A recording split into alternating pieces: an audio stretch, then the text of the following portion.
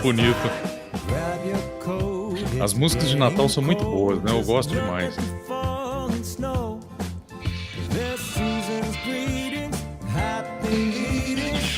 Ó, já estamos, confiram no YouTube se a gente tá ao vivo mesmo. Aí o pessoal pode nos avisar. Ótimo, já tive feedback aqui, ó, do YouTube, o áudio tá perfeito. Começando agora a live do YouTube do meu quadril. Aí, pessoal. Aqui as perguntas. E agora eu vou responder hoje. Não deixe de mandar mensagens no Instagram. Vamos começar. Aê, pessoal, sejam todos bem-vindos à live natalina do Grupo Meu Quadril. Estamos aqui mais uma vez reunidos para trazer as melhores informações sobre o quadril para vocês. Então, eu, Dr. Davi Guzmão, de Porto Alegre, Dr. João Lopo, de Minas Gerais, Dr. Bruno Rabelo, do Rio de Janeiro e Dr. Inácio Ventura, de Brasília. Sejam todos muito bem-vindos. Galera, como é que vocês estão aí na cidade de vocês? Como vocês estão para esse dia e essa live especial aqui? Me digam aí. João Lobo, de Belo Horizonte, muito feliz em estar aqui novamente com o grupo. É sempre honroso, né, ter a presença dos nossos amigos, irmãos. Né? Nós sentimos muito a falta uns dos outros, né? E essas oportunidades, elas estão ímpares. Já tá fazendo falta mesmo, já tem mais de mês que operou junto aqui, né? Todo o grupo do Meu Quadril aqui no Rio de Janeiro, esse projeto que a gente criou esse ano aí, que é a cirurgia do Grupo Meu Quadril, graças a Deus, as coisas estão acontecendo, né? Depois a gente vai falar um pouquinho mais sobre isso, esse projeto, e tantos outros projetos que aí na cabeça, a gente não para. E vamos lá, feliz, muito feliz aí estar com vocês. E vamos ajudar as pessoas. O doutor João Pelucci tá de olho na gente aqui, ó, galera. Opa! Doutor João, olha a audiência. Ó, vamos ver se o doutor João Pelucci tá aqui, o doutor João Wagner. Ó, tá dizendo que o microfone tá com eco. Meu Deus. Agora vai ser impossível. Não, o som tá com eco, agora eu não sei de quem. A essa altura do campeonato vai ser difícil. Cara, como é que pode, cara, essas tretas? Eu vou dizer que eu fiquei mal acostumado. É sempre bom estarmos juntos aqui novamente. Mas agora, depois do último encontro ao vivo e rolando uma carninha depois, um vinhozinho selecionado pelo Bruno, tudo, eu só quero ao vivo, eu só quero os quatro juntos de verdade agora, viu? Só quero ao vivo.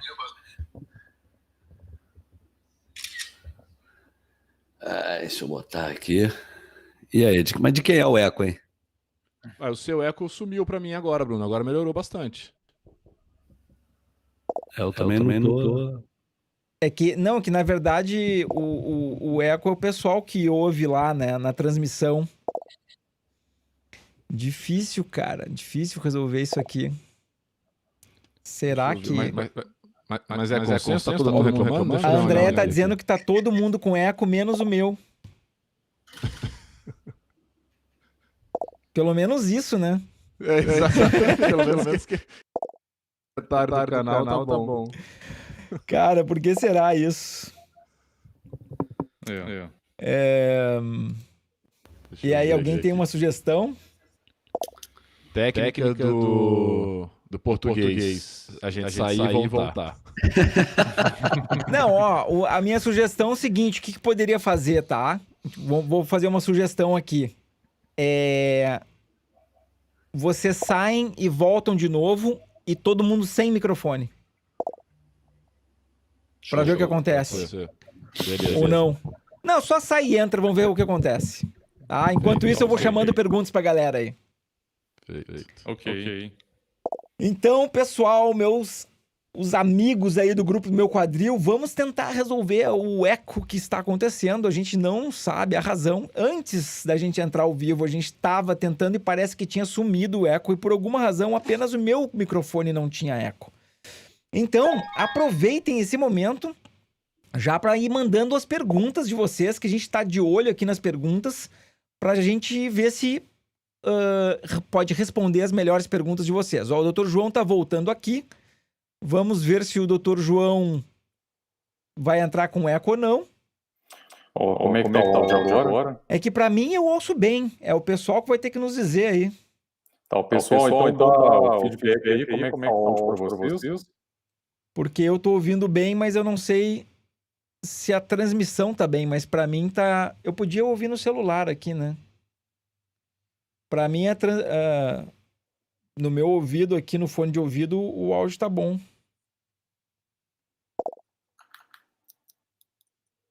Ó, a Márcia tá dizendo que tem eco mesmo, ó. Como é que pode isso, cara? É impressionante. É. Tá falando com eco. E aí, a gente tem uma alternativa, sabe o quê? De desligar tudo e usar via Skype. Talvez a gente perca o link da transmissão. E aí, o que vocês acham? E aí, tá ouvindo agora? E é engraçado que só vocês têm eco, cara. Eu não consigo entender isso. Vamos ver se melhora aqui. Eu vou desligar o meu microfone. Será que o meu microfone tá causando isso? E agora? Oi. Essa agora eu não ouvi eco, não. Fala aí, João. Fala aí, João. Aí, ô Bruno, fala aí pro pessoal responder nos comentários se tu tá com eco. Justamente. Deixa eu ver se o pessoal tá dizendo aqui, ó. O eco continua, Bruno com eco ainda.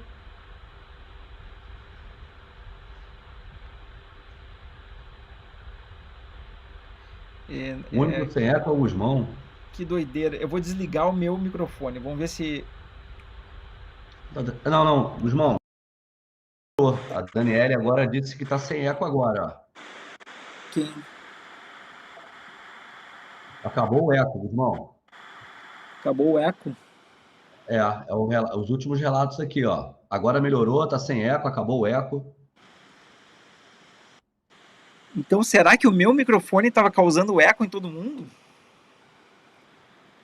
O João é que tá sem som, ó. Que o João desligou o som, passando para vocês. Gusmão e Bruno sem eco. Que injustiça isso. Falta o João. Oi, como é que está agora? Agora o João voltou aqui. João sem eco também.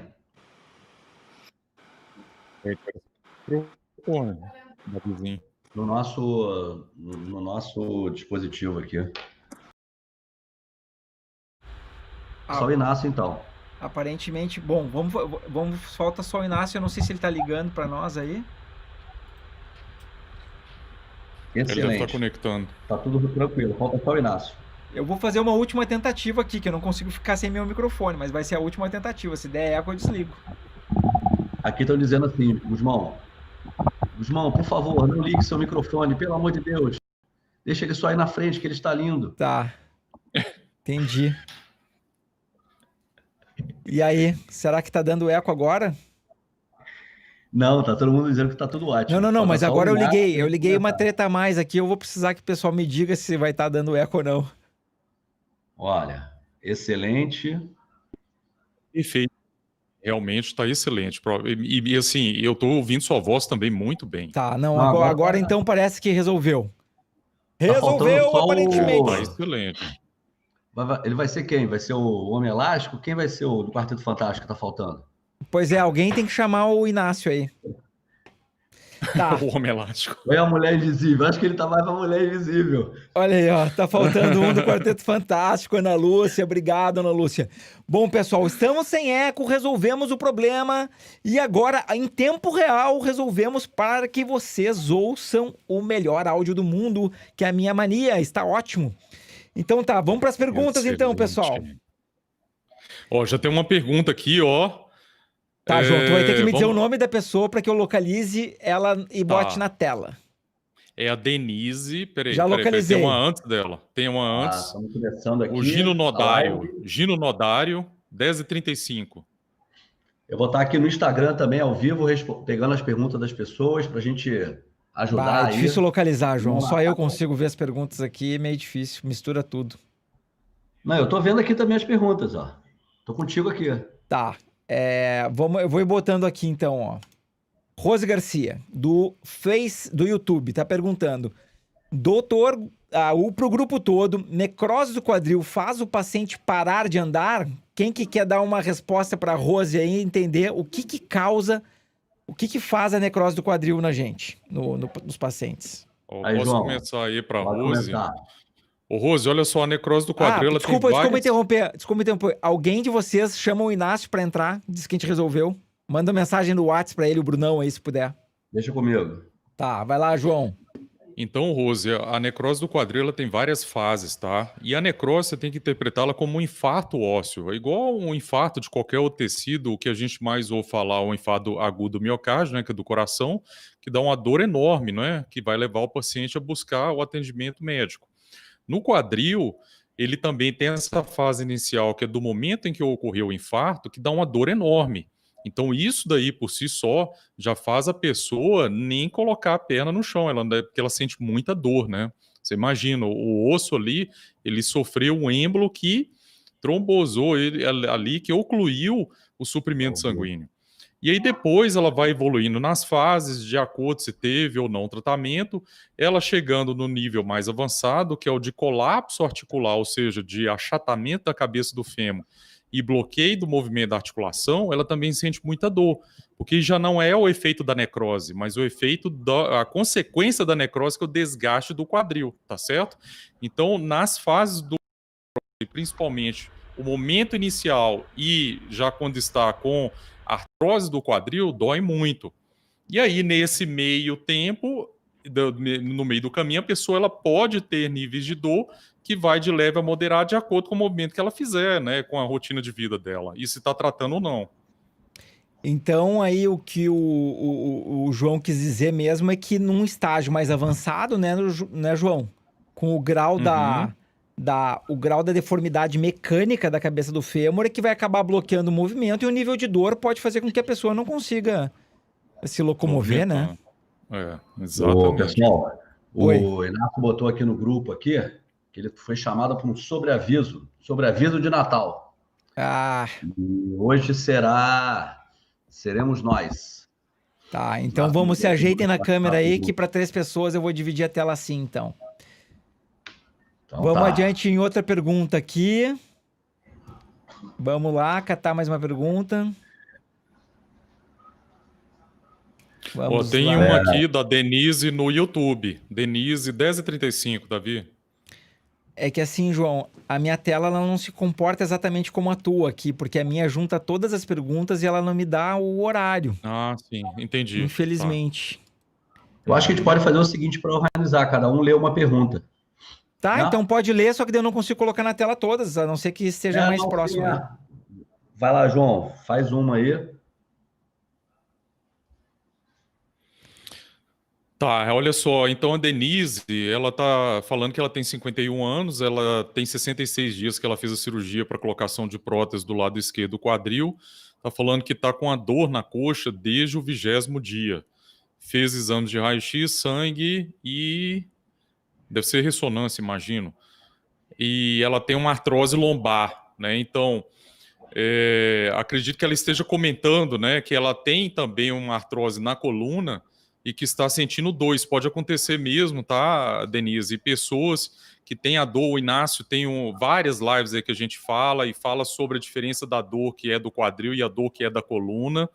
Então, aquela dor que ela passa do joelho, ultrapassa o limite do joelho, começa lá na raiz das costas, na parte ali de trás das nádegas, e desce em direção à panturrilha, a sola do pé, algumas vezes tem dormência, formigamento, queimação, e isso é proveniente da coluna. E é muito comum e frequente a pessoa ela ter as duas se sobrepondo, né? Então, tanto a dor da artrose do quadril quanto a da coluna. E é importante isso daí. Agora aqui, ó, vou levantar uma pulguinha aqui, tá? Assim, sem atritos nenhum entre nós, tá? ela disse que tá com uma dor na coxa. E existem alguns modelos... Na prótese não cimentada, né?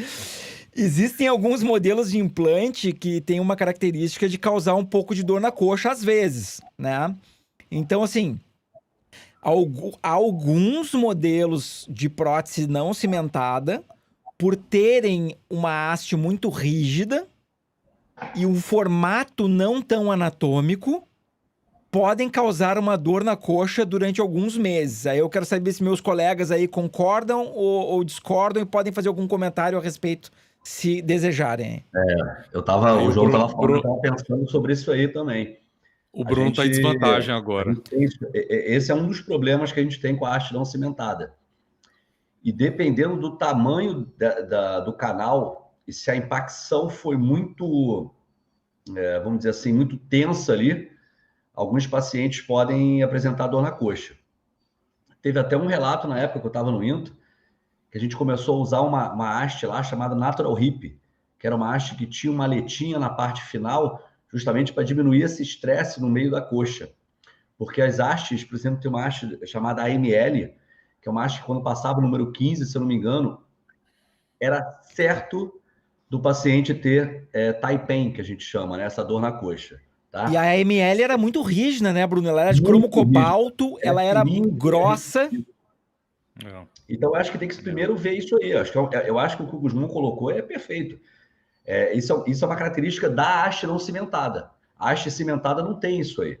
Tá? Uma outra coisa que vale a pena a gente ver é o seguinte: essa dor na coxa ela pode ser por diferentes formas. É muito difícil isso nessa fase tão precoce, mas dependendo de como tenha sido a característica de press fit, né, de pega dessa haste, numa fase inicial, se o colega já libera uma carga precoce, tem alguns pacientes que apresentam dor na coxa assim, porque ela faz um pequeno que a gente chama de subsidence, é uma migraçãozinha vertical até ela estabilizar. E aí começa a fazer a fixação. E alguns pacientes ficam com essa dorzinha por um período até que ela se fixa naquele novo ponto, tá? É uma outra possibilidade. Uma terceira possibilidade, na verdade, é muito relacionada ao processo de reabilitação no pós-operatório. Eu, particularmente, eu não gosto, quando eu uso a haste não cimentada, que é a grande maioria dos casos, do exercício chamado SLR, que é ficar deitado na cama, levantando a perna reta com o joelho reto. O que acontece é o seguinte: isso pode gerar, isso é descrito, um estresse na ponta da haste nas próteses não cimentadas. E isso, em alguns casos, a gente já viu, principalmente lá na HTO, começa a fazer uma linhazinha embaixo da ponta da haste, como a gente chama de reaçãozinha, e muitas vezes isso está ligado à dor do paciente no meio da coxa, tá? Dor mais proximal pode ser de estresse no tendão mesmo, seja do reto ou seja do psoas. Mas são alguns detalhezinhos na haste não cimentada. Eu teria que saber, mas eu acho que o Guzmão levantou. Alguns detalhes aí bem técnicos aí. Olha, uma pergunta boa aqui, pessoal, também. Matheus Jorge. Bom dia, doutores. Qual o melhor esporte para um jovem de 24 anos que realizou cirurgia de artroplastia total de quadril? Tá, essa acho que é uma pergunta muito boa e eu selecionei ela porque ela pode resolver dúvida de muita gente. Né? Então, assim, cada um de nós pode fazer alguns comentários aí. Eu diria o seguinte, ó, que o nosso desejo como ortopedista é ajudar o paciente a continuar fazendo o esporte que ele gosta de fazer. Né? Esse aqui é o nosso desejo. Mas, na minha visão, vale a pena tentar unir esse desejo do paciente com também algumas coisas razoáveis em relação à prótese do quadril, dependendo da idade. Todo mundo é adulto, né? E, em última análise, vai ser o paciente que vai decidir o que ele quer fazer. Na minha visão, se a prótese fosse colocada em mim e eu tivesse 24 anos, eu ia evitar atividades que pudessem fazer com que a prótese durasse menos. Por que eu usei a palavra pudessem fazer? Porque tem muitas coisas que a gente ainda não sabe, tá? Então, por exemplo, poxa, caminhada infinito, bicicleta infinito, musculação dá para fazer quase tudo. Agora, quando a gente a tênis, dá para jogar beach tênis, futevôlei, pô, dá para fazer muita coisa. Agora, quando a gente começa a entrar em esportes de alto impacto, como maratona, triatlon ou futebol, podem ocorrer dois problemas, um de curto prazo ou de longo prazo. Curto prazo é um acidente, né? É alguém bater na pessoa, uma entrada mais violenta, um acidente em si, queda de uma bicicleta e tal. E o longo prazo seria uma atividade muito intensa que pode fazer com que a prótese dure menos. E é esse o problema, que nós não temos essa resposta no longo prazo em vivo. Aí eu queria abrir a palavra aí para os meus queridos colegas. O que vocês acham se fosse em vocês, se vocês tivessem 24 anos? Evitaria fazer maratona e futebol ou tacava com tudo? Eu sou do seu raciocínio também, Davi, porque eu acho que a pessoa vai fazer aquele determinado procedimento em busca de algo.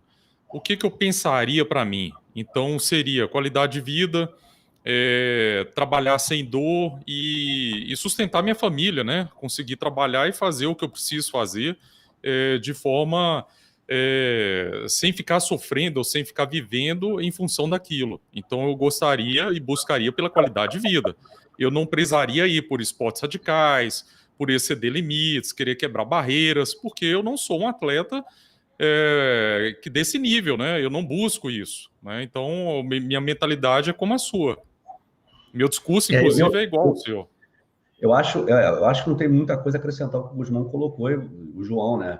Eu só diria o seguinte: quando a gente indica a prótese de quadril, eu sempre converso com os pacientes. Eu acho que teve uma live que a gente fez de prótese em pacientes jovens, que até o Inácio colocou muito bem isso aí.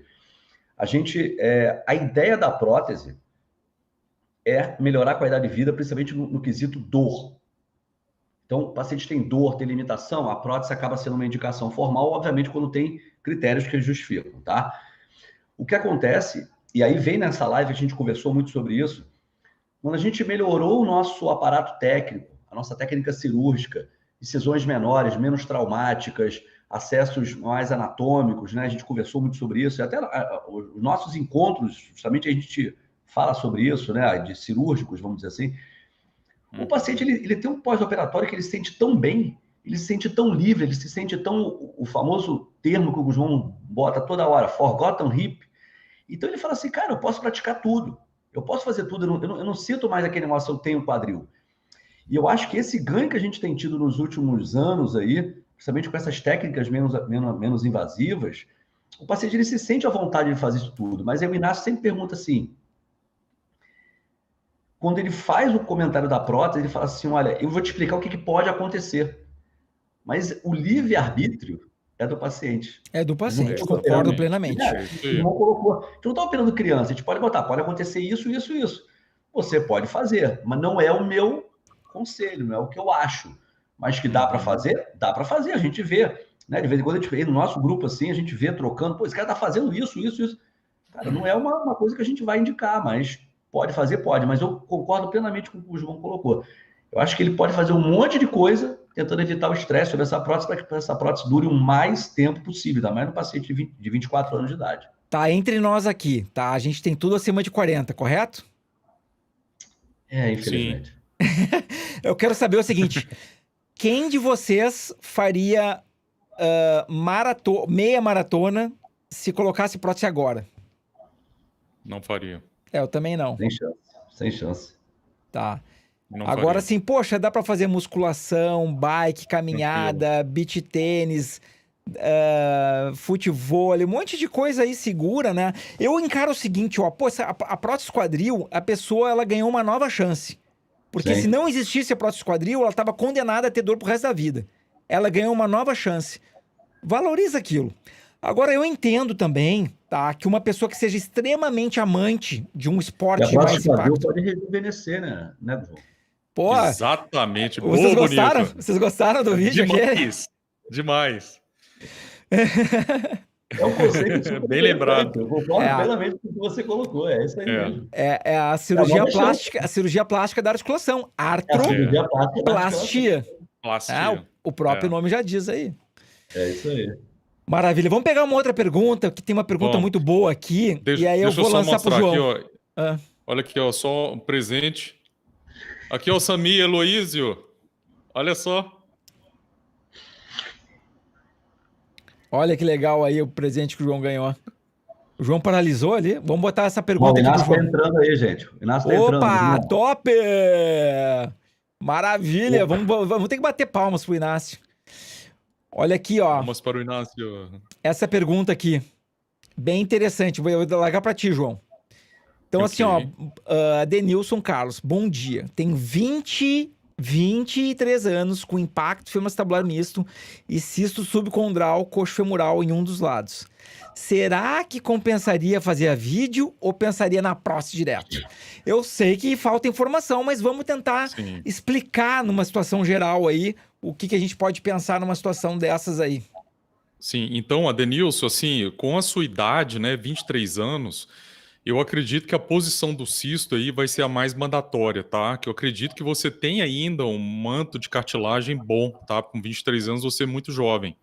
Então, dependendo da posição do cisto, é tratável sim. Então, nós temos vários casos, não é só um, todos nós aqui temos vários casos de cistos tratados e com rupturas labrais extensas e suturas labrais e tratamento aí e até preenchimento. Nós temos casos também de preenchimento de cistos com subcondroplastia e com ótimos resultados. Então, assim, tem que analisar direitinho onde é que está o cisto, mas com 23 anos, eu acredito que seja bem factível no seu caso, tá?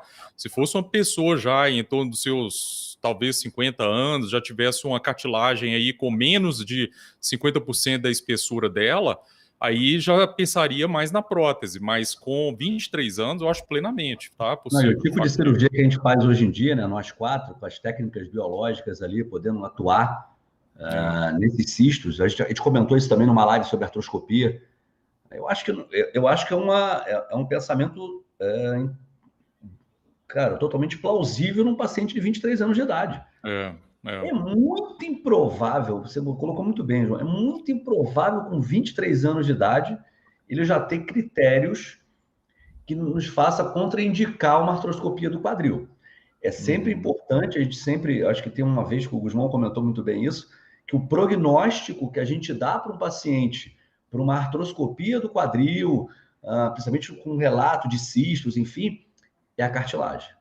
Exatamente. E aí tem um vídeo que o Guzmão coloca sobre a membrana de colágeno para as lesões de cartilagem, enfim, aí entra num outro patamar de discussão, enfim, mas a cartilagem é que define a nossa articulação. Então, eu acho que muito mais importante do que o IFA misto ou cisto, enfim, é quais as consequências que esse tipo de lesão levaram para essa articulação no ponto de vista de cartilagem, né?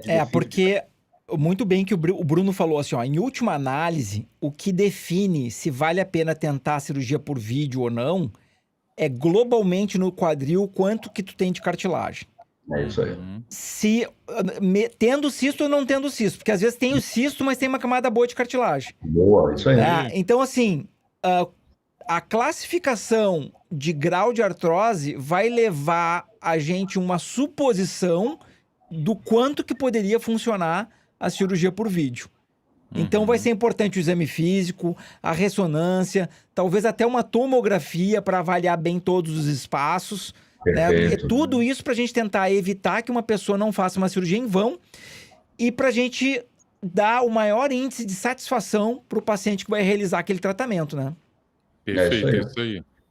Vou querer colocar uma pergunta aqui, que é o seguinte, acho que o Guzmão não vai conseguir botar, mas pacientes que fizeram osteotomia... Me diz o nome que de repente eu acho às vezes. Paciente André, não, tá aqui no... Eles estão mandando perguntas por todos os lugares, Guzmão. Tá. Todos os lugares vindo. É pergunta por todas as redes sociais que você possa imaginar, tá vindo. Ele colocou, paciente com osteotomia com placa DHS, pode fazer artroplastia? E aí, Guzmão?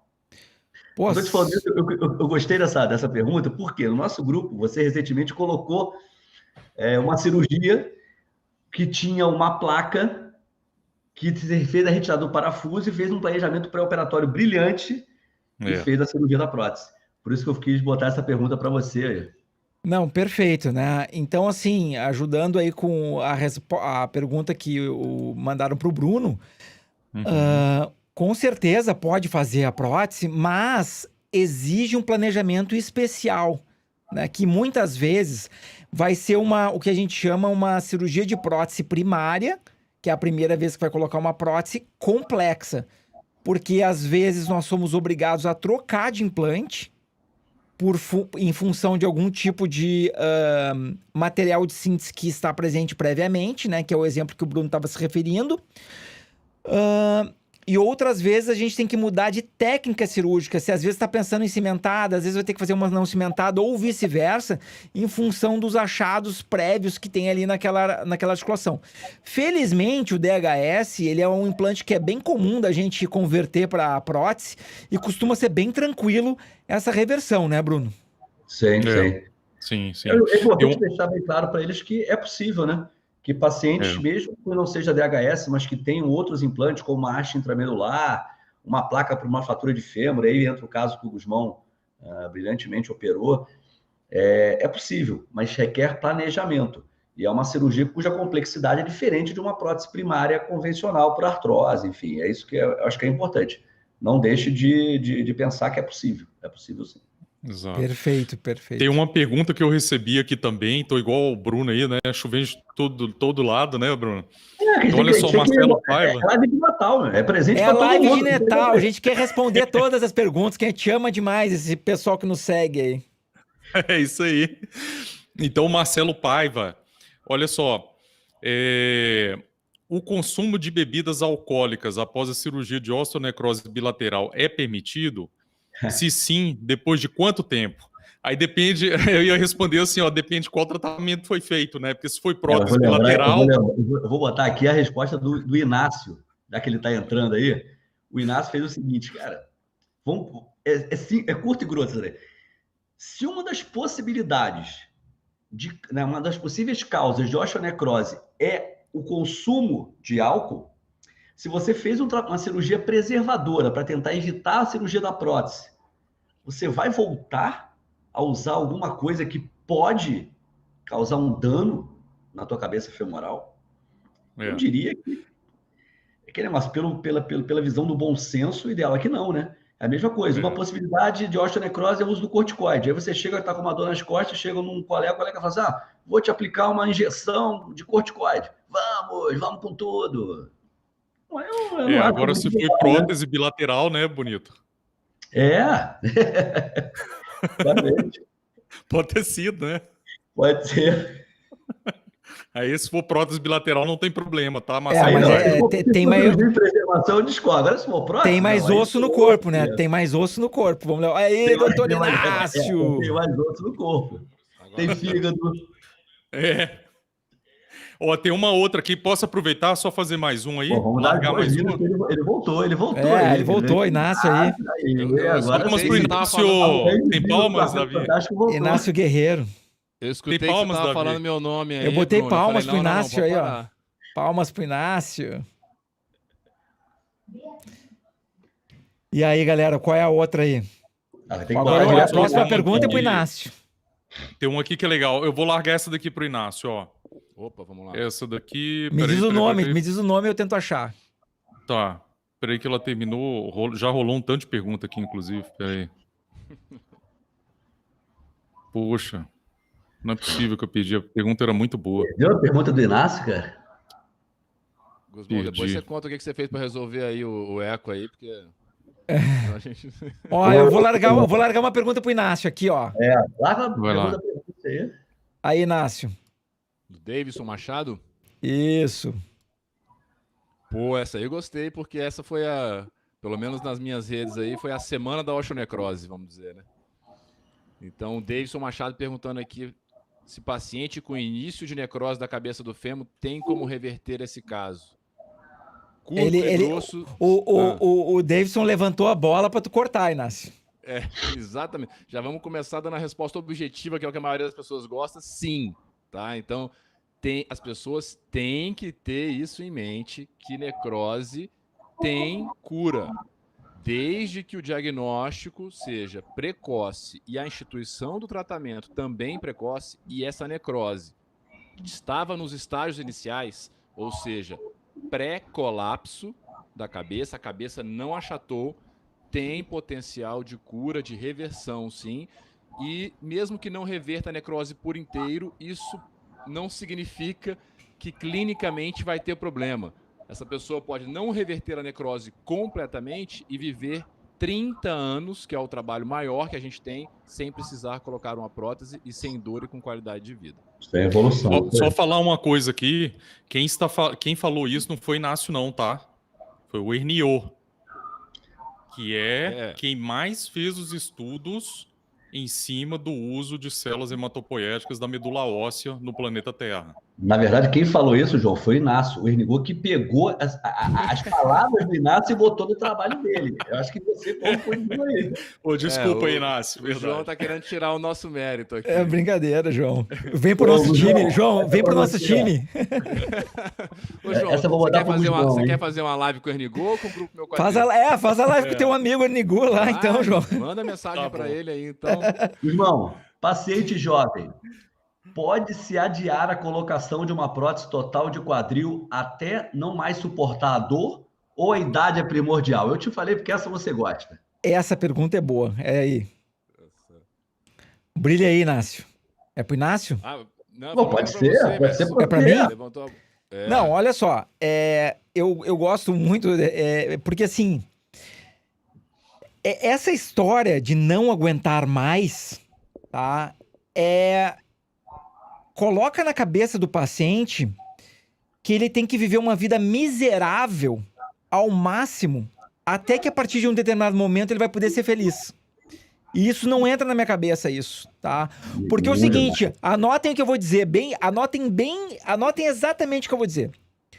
O tempo, ele é infinito, mas a nossa capacidade de aproveitar o tempo no planeta Terra, ela é muito finita ao tempo que a gente vive aqui. E como é que tu quer viver os teus dias e o teu tempo nesse planeta? Tu quer viver uma vida miserável, tentando esperar algo que é inevitável, só porque alguém te disse espera até não aguentar mais, que é o maior absurdo, é desumano fazer isso aí com alguém, tá? Agora, recentemente, eu operei o filho de um colega médico com 28 anos por osteonecrose, na última terça-feira. A gente fez uma prótese de quadril.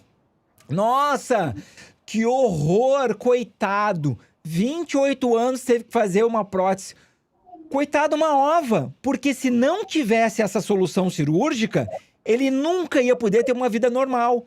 É muito fácil tu dizer alguém para esperar quando não é tu que sente a dor. Quando não é tu que levanta todos os dias de manhã pensando como é que tu vai botar o pé no chão para ir até o banheiro e tu não sabe se vai morrer de dor ou não. Então é muito fácil falar se tu não tá sentindo a dor. Agora, uma pessoa de 28 anos merece ter uma vida plena, assim como qualquer idade. Tá, deixa eu me acalmar agora. Que o Davi falou. Mas mesmo, não tem idade para ser feliz.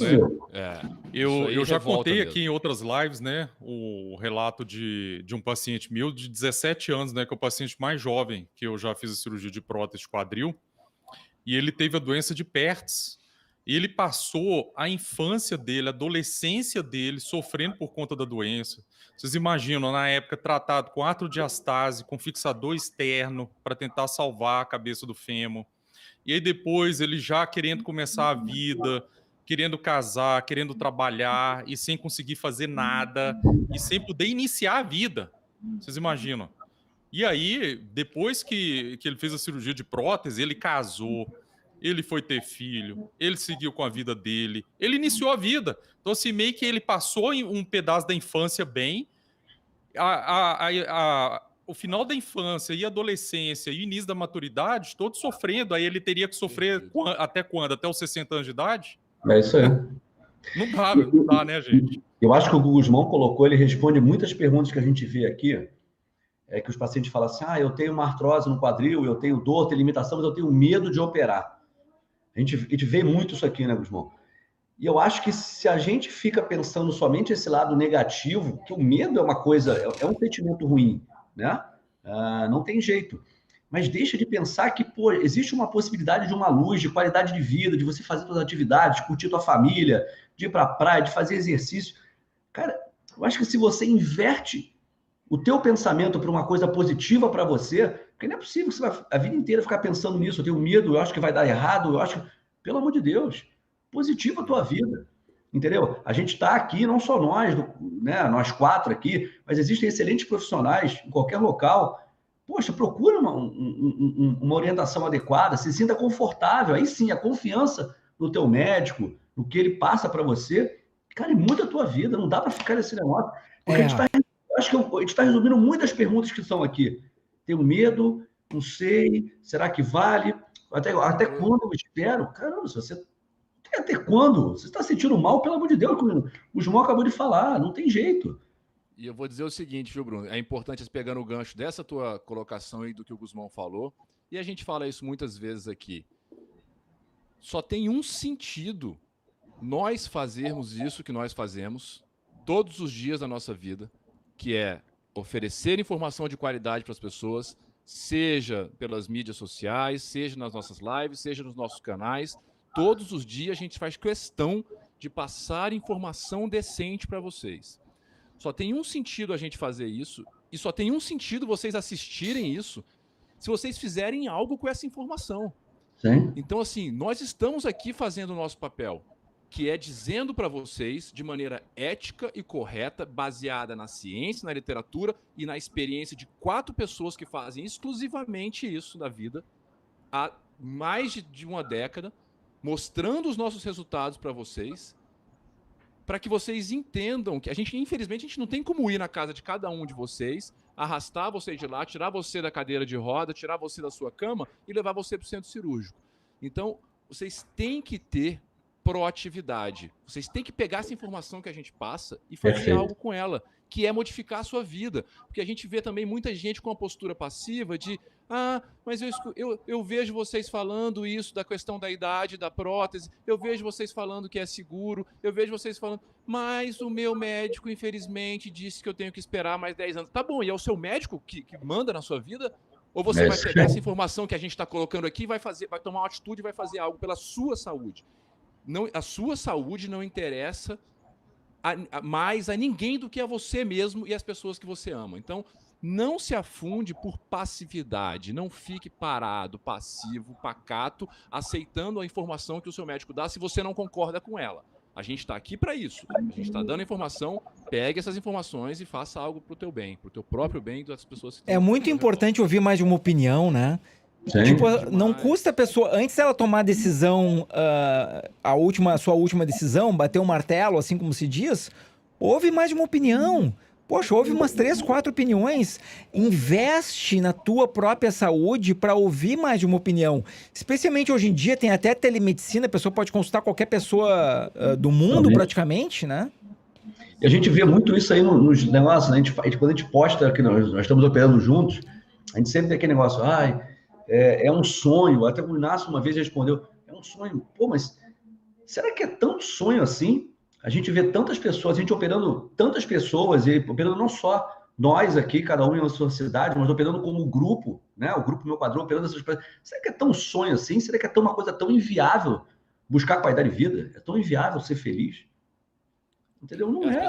Agora tem que ter proatividade, tem que parar se preparar, de tem que se planejar. Que é um sonho, tudo bem, a gente fica extremamente lisonjeado com isso, mas as pessoas têm que parar de tratar os sonhos como inalcançáveis. É isso aí. Quantos sonhos nós alcançamos na nossa vida todos os dias? Para mim era um sonho aprender artroscopia de quadril. E graças ao Guzmão eu aprendi, porque ele me ensinou. Para mim era um sonho operar com 3 amigos fantásticos que eu admiro, que são ídolos. E eu consegui realizar esse sonho. Os sonhos são alcançáveis, gente. Agora a gente tem que ir atrás deles, né? Com certeza.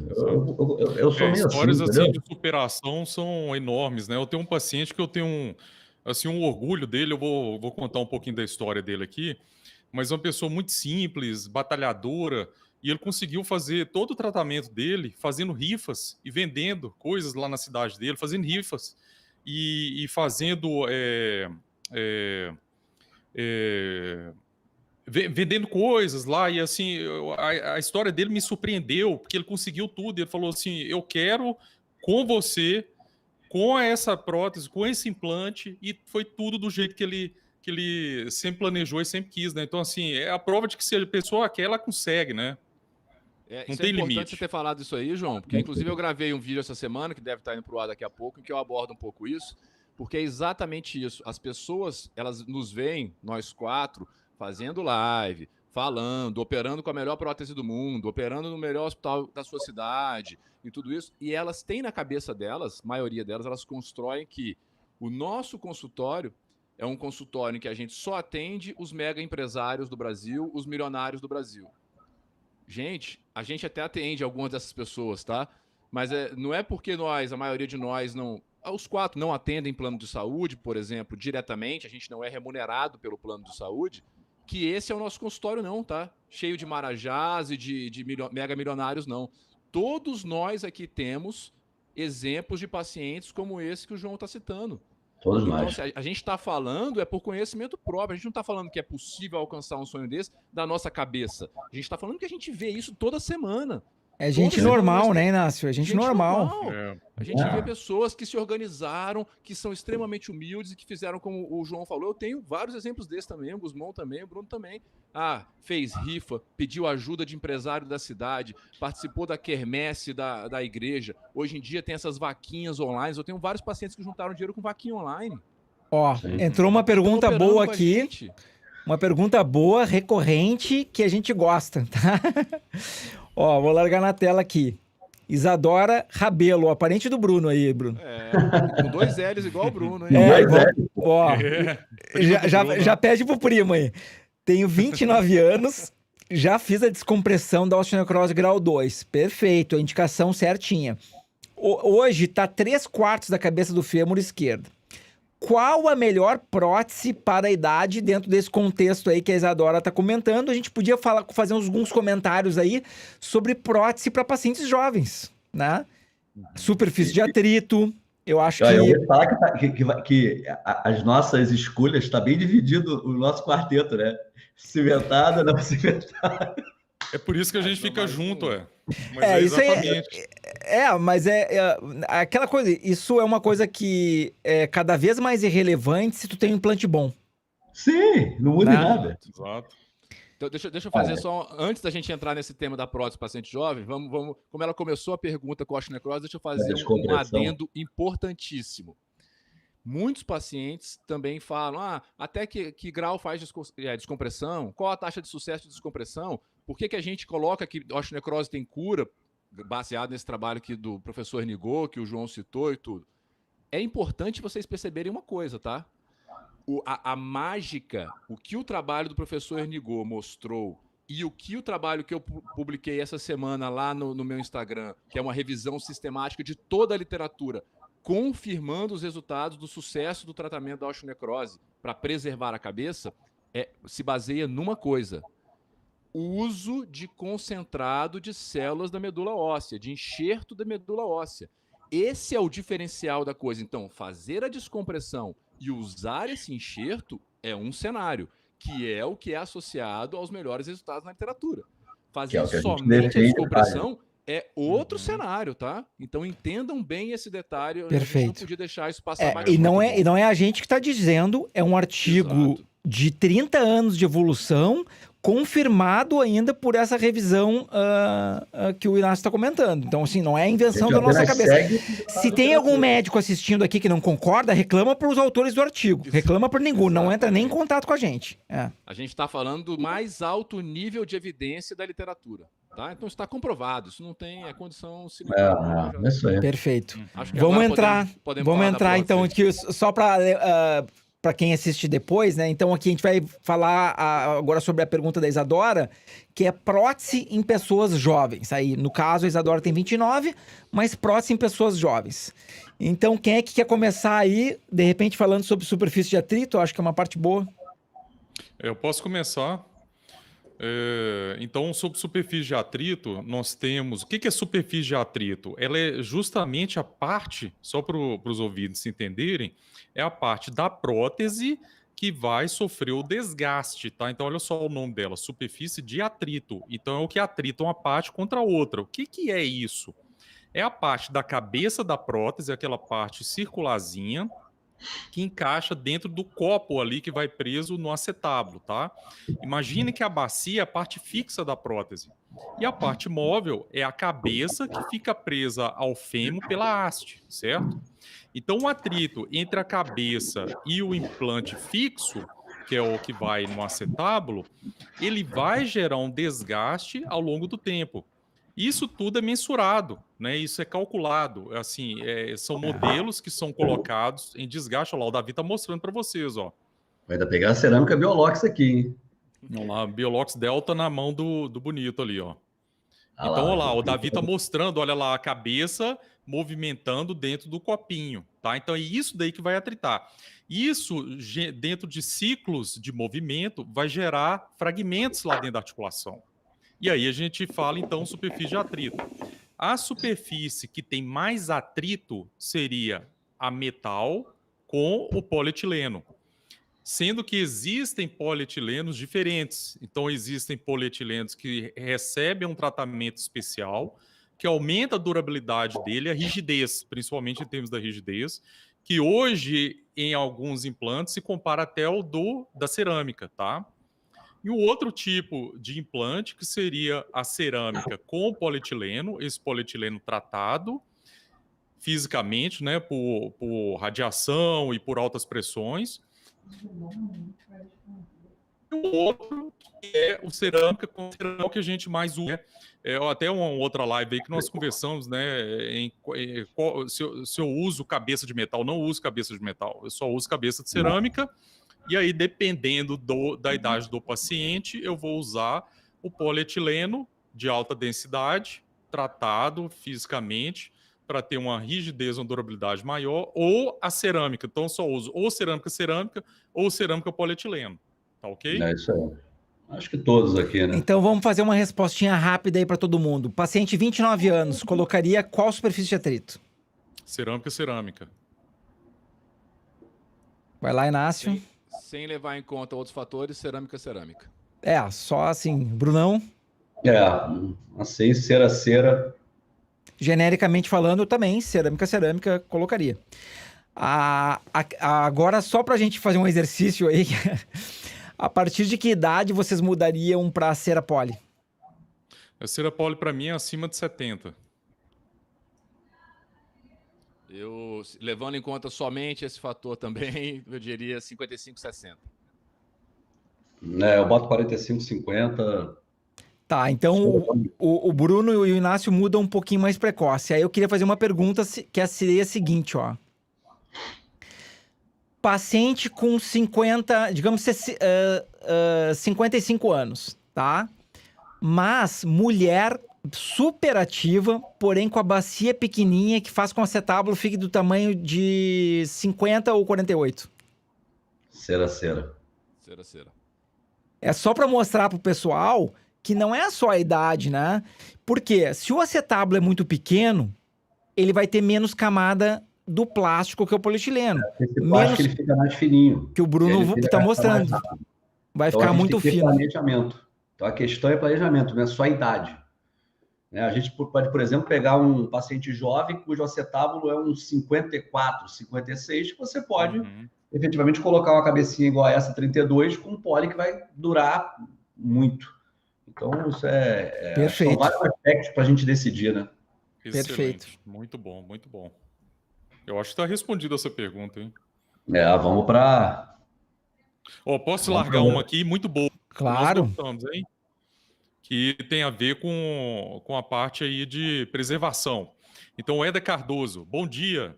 Depois de fazer uma descompressão bilateral de quadril e depois de começar a ter um pequeno desgaste, pode ser aplicado ácido hialurônico? Eu gostaria de responder essa já de cara, que cirurgias preservadoras, todas, depois eu indico ácido hialurônico. Então, necrose, vídeo, todas eu faço ácido hialurônico. Acho que é o grupo como todo.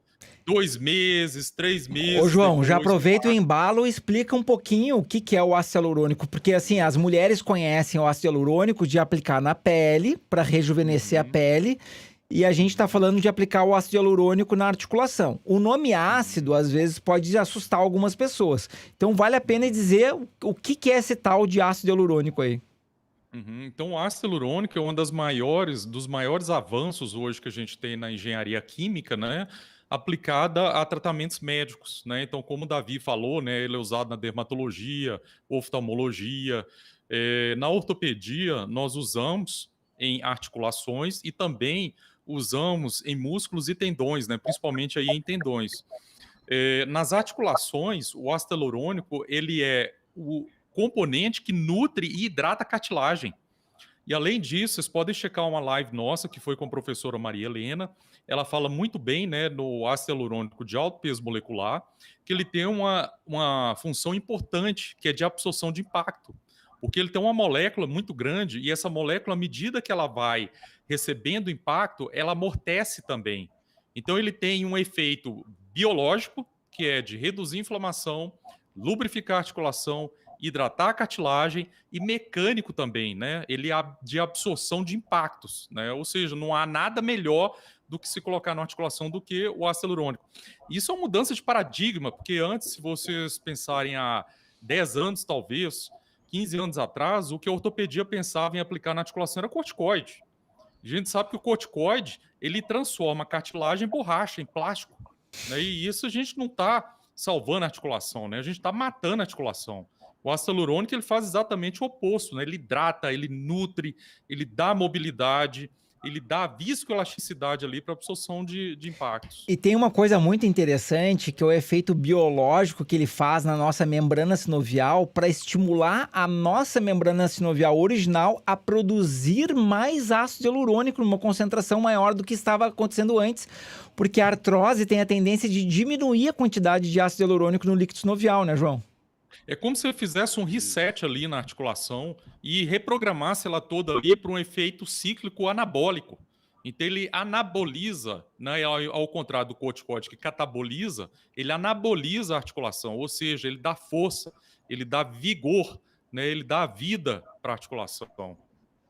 Eu acho uma outra coisa também que com a idade, o ácido hialurônico, a concentração de ácido hialurônico na nossa articulação, ela vai diminuindo.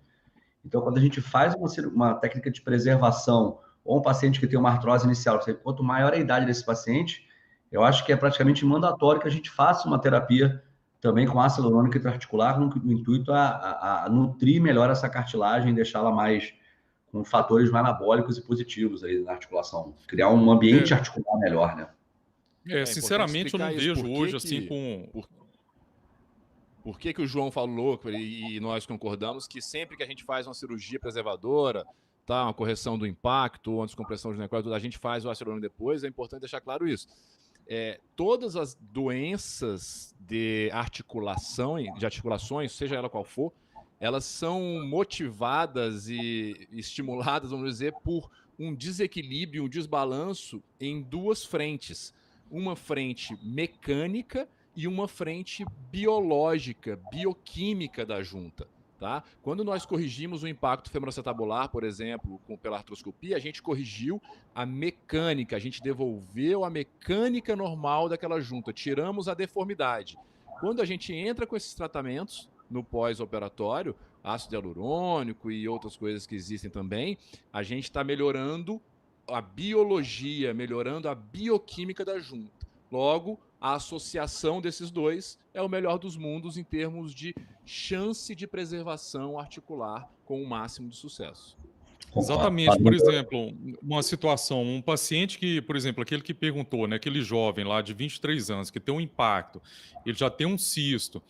Então, se você tirou o efeito mecânico, que é do impacto ali com a artroscopia, corrigiu, ele tem uma cartilagem boa, você tratou o cisto e ainda deu força e vitalidade para essa cartilagem, não tem mais assim o que melhor a de se fazer, né? É importante entenderem que o raciocínio nosso ele é biológico, né? Ele é, primeiro, corrigir o problema mecânico. Segundo, aí com isso você já vai ganhar mobilidade. Terceiro, proteger aquilo ali, preservar, né, a cartilagem, as estruturas que compõem a articulação, porque com a artroscopia a gente trata o relevo ósseo, a gente corrige sutura labro, mas e o restante, a cartilagem, né, e a membrana sinovial, como é que a gente trata isso? Né? Então a gente dá aquele tratamento que é completo, né, faz tudo que é necessário para a vitalidade da articulação. Durante muitos anos o ortopedista só pensava na parte mecânica, né, João? Só na parte mecânica e esquecia completamente a parte biológica. Exatamente, o conhecimento ele está evoluindo muito e o conhecimento está evoluindo mais hoje para o lado da célula, da ciência básica, da bioquímica, né, como que são as ligações, né? A gente está vendo hoje com a situação do Covid, como que voltou tudo para a ciência básica, né? Parece que acabou a medicina interna, né? Acabou ali o livro de clínica e voltou lá para biologia, voltou lá para os 2 anos da faculdade, né? Que o pessoal não gosta, mas que todos nós adoramos, né? Nós gostamos de fisiopatologia, a gente gosta de bioquímica, a gente gosta de física. Né? Confirmando aí, ó, que o Alejandro, fiz a aplicação de ácido hialurônico com o Dr. Bruno Rabelo e pareceu magia. Não sinto dor e recuperei muitos movimentos. Estou me preparando para fazer cirurgia. Olha aí. É um paciente da região dos lados, ele teve contigo antes. Acho que ele fez uma que ele teve fratura. Fratura da acetábulo. Joia, olha que bacana aí, ó. Poxa, olha que legal poder dar um alívio, melhorar o movimento da pessoa. Talvez não seja exatamente o momento agora para fazer a cirurgia, porque assim, a cirurgia, ela é um evento que requer uma preparação maior e muitas vezes tem uma janela entre não fazer nada e a cirurgia, que ela é justamente ocupado esse intervalo por terapias viscobiológicas como o ácido hialurônico. Foi bem o caso do Alejandro aqui. Um dia ele vai ter que fazer cirurgia, mas ele pode melhorar muito a qualidade de vida dele antes de ir para a cirurgia. Em um momento ele vai ir, mas, poxa, se tu consegue melhorar antes, por que não? Eu apliquei no meu pai ácido hialurônico, apliquei na minha sogra ácido hialurônico.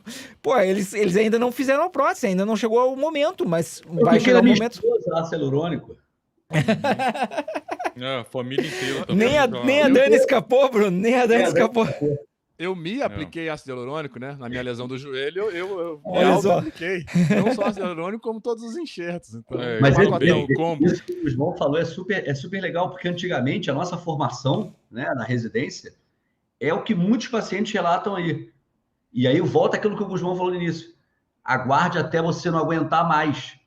Porque a gente não tinha naquela época o que fazer. Ou não fazia nada, ou esperava para botar a prótese. E agora nós temos esse meio aí, com as técnicas que o João muito bem colocou, as técnicas viscobiológicas, entendendo a ciência básica para melhorar esse ambiente articular e aí sim tentar protelar a cirurgia da prótese, mas com qualidade de vida. O negócio de protelar só porque a idade está precoce, porque eu estou com medo, porque eu não acho que é legal viver legal a minha vida, aí é uma outra discussão. Que essa é uma pergunta que eu sempre faço quando os pacientes relatam isso para a gente no consultório. Porque eu fui no doutor e o doutor disse que eu tinha que esperar até tal idade para operar lá a cirurgia de prótese. A segunda, depois de eu ter um mini infarto, porque eu fico com ódio, me dá uma raiva, eu espumo um pouquinho, mas depois que eu me controlo e medito e respiro por 10 segundos, a pergunta que eu faço para o paciente é essa: tá bom, e até lá, o que foi que ele te propôs para te dar alívio? E, invariavelmente, essas pessoas que falaram para essas pessoas esperarem não oferecem uma alternativa. A opção é: fique sofrendo com dor. É isso, ou se entupa de remédios orais que têm efeitos colaterais enquanto você aguentar o resto da vida. Então, é muito importante isso. É não só a questão de que muitas vezes não se justifica esperar, se você não está tendo qualidade de vida, e se precisa por alguma razão, ou é vantajoso por alguma razão, se aguardar um período, que seja oferecido outra opção. E aí os tratamentos viscobiológicos entram como mágica, como disse o paciente aí, o Alejandro. Perfeito, perfeito. Olha só, olha que legal aqui. É só um comentário aqui de uma paciente, hoje nem mais paciente, amiga, né? A Isabel.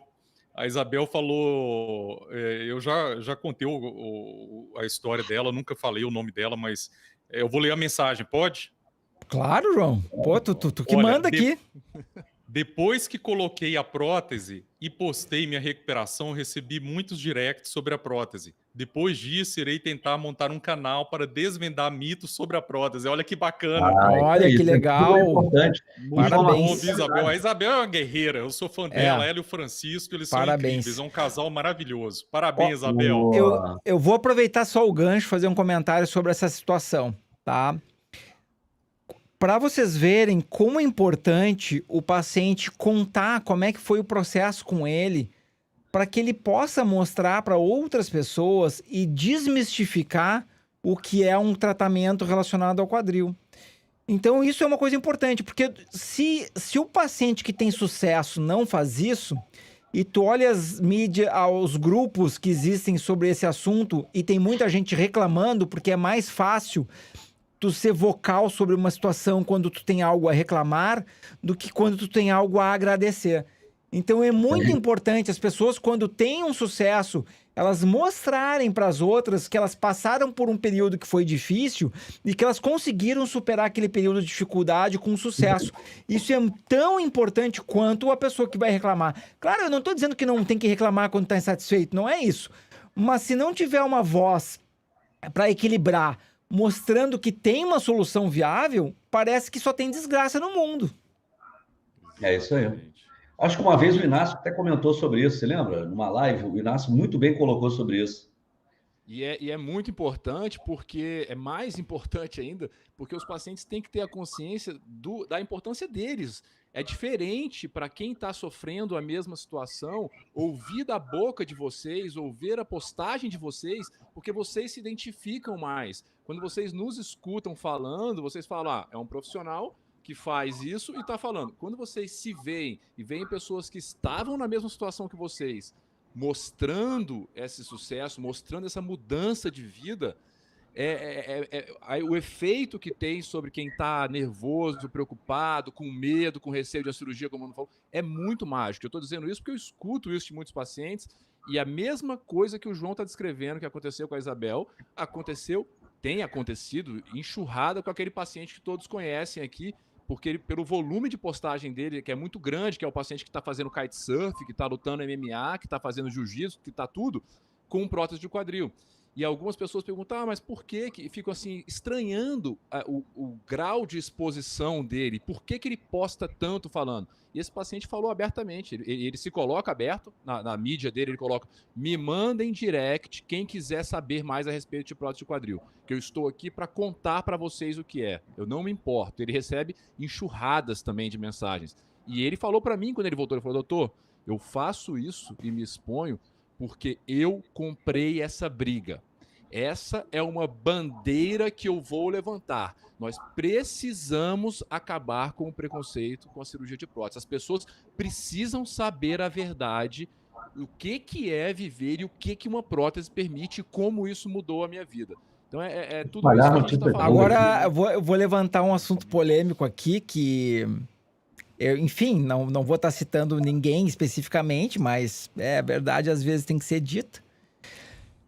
Por que a prótese é um tabu no Brasil e nos Estados Unidos, ou na Europa, Alemanha, França, Inglaterra? É um procedimento normal lá, que chega um momento e faz, não tem tanto esse medo. Por que será que no Brasil ela ganhou talvez um medo desproporcional, né?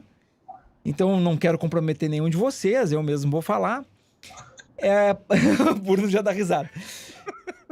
Isso aconteceu por causa de péssimos cirurgiões e péssimos implantes na década de 90. Década de 80 e 90, péssimos cirurgiões e péssimos implantes. Não estou querendo dizer que todos os cirurgiões eram péssimos naquela época, é óbvio, né? Mas o que acontece? Tu junta um cirurgião sem treinamento adequado e o implante sem segmento adequado, não tem como ter resultado bom. É impossível ter resultado bom. Então, assim, todo médico que é cirurgião, o cirurgião é um artesão, é uma pessoa que depende de certas habilidades. Ele tem que ter um mínimo de treinamento possível para fazer determinada técnica cirúrgica. Qualquer técnica, não estou falando só de prótese, qualquer cirurgia. E os implantes, eles têm que ter um mínimo de acompanhamento na literatura para se demonstrar um implante de qualidade.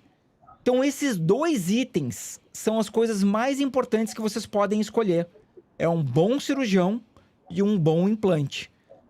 Se tu pegar um cirurgião que é ruim, não adianta tu largar ele para pilotar uma Ferrari. Pega um piloto de carro, a pessoa não sabe dirigir, larga uma Ferrari na mão, vai enfiar num poste, não adianta.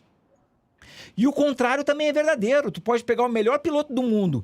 Se tu der um carrinho para ele lá, um Fusquinha que tá quebrado, para ele competir contra os outros carros de corrida, ele não vai conseguir. Por mais que ele extraia o máximo daquele carro, ele vai ser limitado por sua ferramenta de trabalho. Então essa é uma analogia em relação à prótese. Escolham ótimos cirurgiões e ótimos implantes que vocês vão ter sucesso. Aí a garantia do sucesso é muito alta. Quem escolhe um ótimo cirurgião, é muito difícil que esse ótimo cirurgião escolha uma prótese que não seja uma prótese compatível com aquilo que ele faz, né? E falando de causas, eu vou falar o terceiro fator, Guzmão, que é essa coisa do passado, péssimos cirurgiões, péssimos implantes, e de uma era de informação em saúde pré-Davi Guzmão e pré-Grupo Meu Quadril. Então, esse tabu existe porque ninguém estava aí exposto em todas as mídias para ensinar para vocês e falar para vocês o que é a verdade sobre toda a ortopedia, cirurgia do quadril e prótese de quadril, como nós estamos agora. Por isso que nós estamos trabalhando nisso com tanta frequência, com tanta intensidade, com um volume tão grande de informações, que eu chego a dizer que para mim está se tornando inaceitável a desinformação. Alguém chegar dizendo que não teve acesso, eu não sabia disso, eu não... Tá aí, gente. Tá aí. Tem um volume botar um coraçãozinho aqui, de informações que nós produzimos para vocês, tá? Então, hoje tem informação, hoje tem cirurgião bom, vários aí, como o Bruno falou, e implante bom também, já estabelecido com mais de 30, 35 anos de testado na história. Não há desculpas hoje para não se fazer a melhor cirurgia da sua vida. Vamos aproveitar aqui uma pergunta que eu fazia tempo que não via e veio 2 vezes por pessoas diferentes, então vamos aproveitar isso aqui. Então vamos lançar aqui, ó. Qual tipo de anestesia, né? Eu imagino que ela se refira à relação a prótese quadril. Prótese quadril. Pessoal, essa outra pergunta também é importante. Quanto tempo o paciente de vocês passa na UTI? Eu quero responder essa. Eu quero responder essa. Eu adoro. Essa eu quero responder. Vai lá, João, te abraço. Olha só, esse ano ele, com todas as particularidades dele, né? Mas eu comentei isso com vocês. O maior número de pacientes que eu operei por prótese de quadril foram acima de 70 anos. A faixa etária, 75 a 85 anos de idade. E um paciente que me marcou muito, eu fiz até uma postagem sobre ele, ele veio com um filho no consultório e veio no meio da pandemia, isso em junho ou julho, e foi com o seguinte discurso, ele falou assim, olha, eu vim aqui para operar, trouxe o meu filho só para me acompanhar. Não me importa o que ele disser. Eu vou operar. E não quer saber.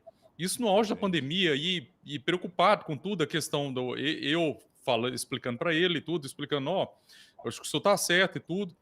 E pensando na recuperação dele no pós-operatório e da necessidade de CTI. Hoje, com o porte do procedimento, como é feito, com a menor invasividade, controle de hemostasia, controle de sangramento, aquecimento do paciente na sala de cirurgia, manta térmica, o tratamento do anestesista, que, sinceramente, eu acho que a menor das preocupações de qualquer paciente é com relação à anestesia, que tem que ser hoje. Porque os anestesistas, os meus pacientes, eu afirmo que eles não se lembram que receberam anestesia, que é a hack anestesia, respondendo já a primeira pergunta da ouvinte, né? Eles não se lembram. Porque quando o paciente chega na sala, já pega a veia, pegou o acesso, ali já faz um sedativozinho, que já dá a amnésia daquele procedimento, ele já não lembra de mais nada ali. Tá? Então ele já não lembra que ele se curvou para fazer a hack, para receber anestesia e tudo. E nesses pacientes, aí só voltando para a questão da UTI, tinha um deles, que ele tinha 86 anos de idade, e ele tinha a recomendação de ir para UTI. E a cirurgia transcorreu toda tranquila. Eu conversei com o anestesista, João, por conta da cirurgia, não tem indicação nenhuma dele ir para CTI. Aí o que eu fiz? Acabei a cirurgia, eu liguei para a clínica do hospital, para a médica do hospital, e pedi para ela, olha, você acompanha ele no andar, você dá o suporte a ele? Ele falou, deixa tranquilo aqui que eu vou tomar conta. E assim foi. Ela acompanhou o paciente na internação, ele que era um paciente que era para ter ido, digamos, uma noite para um CTI, no outro dia, nossos pacientes eles estão em pé andando, então já teria perdido um dia, ele não foi para o CTI, no outro dia ele estava em pé, passou em observação e no outro dia ele foi para casa, então de 86 anos que tinha indicação para ir para o CTI, ficou 2 noites no hospital. Então vocês imaginam, né? Então, respondendo a resposta dessa paciente, com o porte hoje, como é feita a cirurgia e todos os controles que nós temos, que não é só ir lá fazer a cirurgia, mas tudo que tem em torno dela. Se vocês tivessem noção do que é uma sala de cirurgia, do número de pessoas que estão envolvidas, enfermagem, médicos, anestesistas, auxiliares, clínicos, tudo para dar suporte para aquilo ali ser de sucesso, eu não me preocuparia, sinceramente. E sem falar o seguinte, né? É um procedimento eletivo.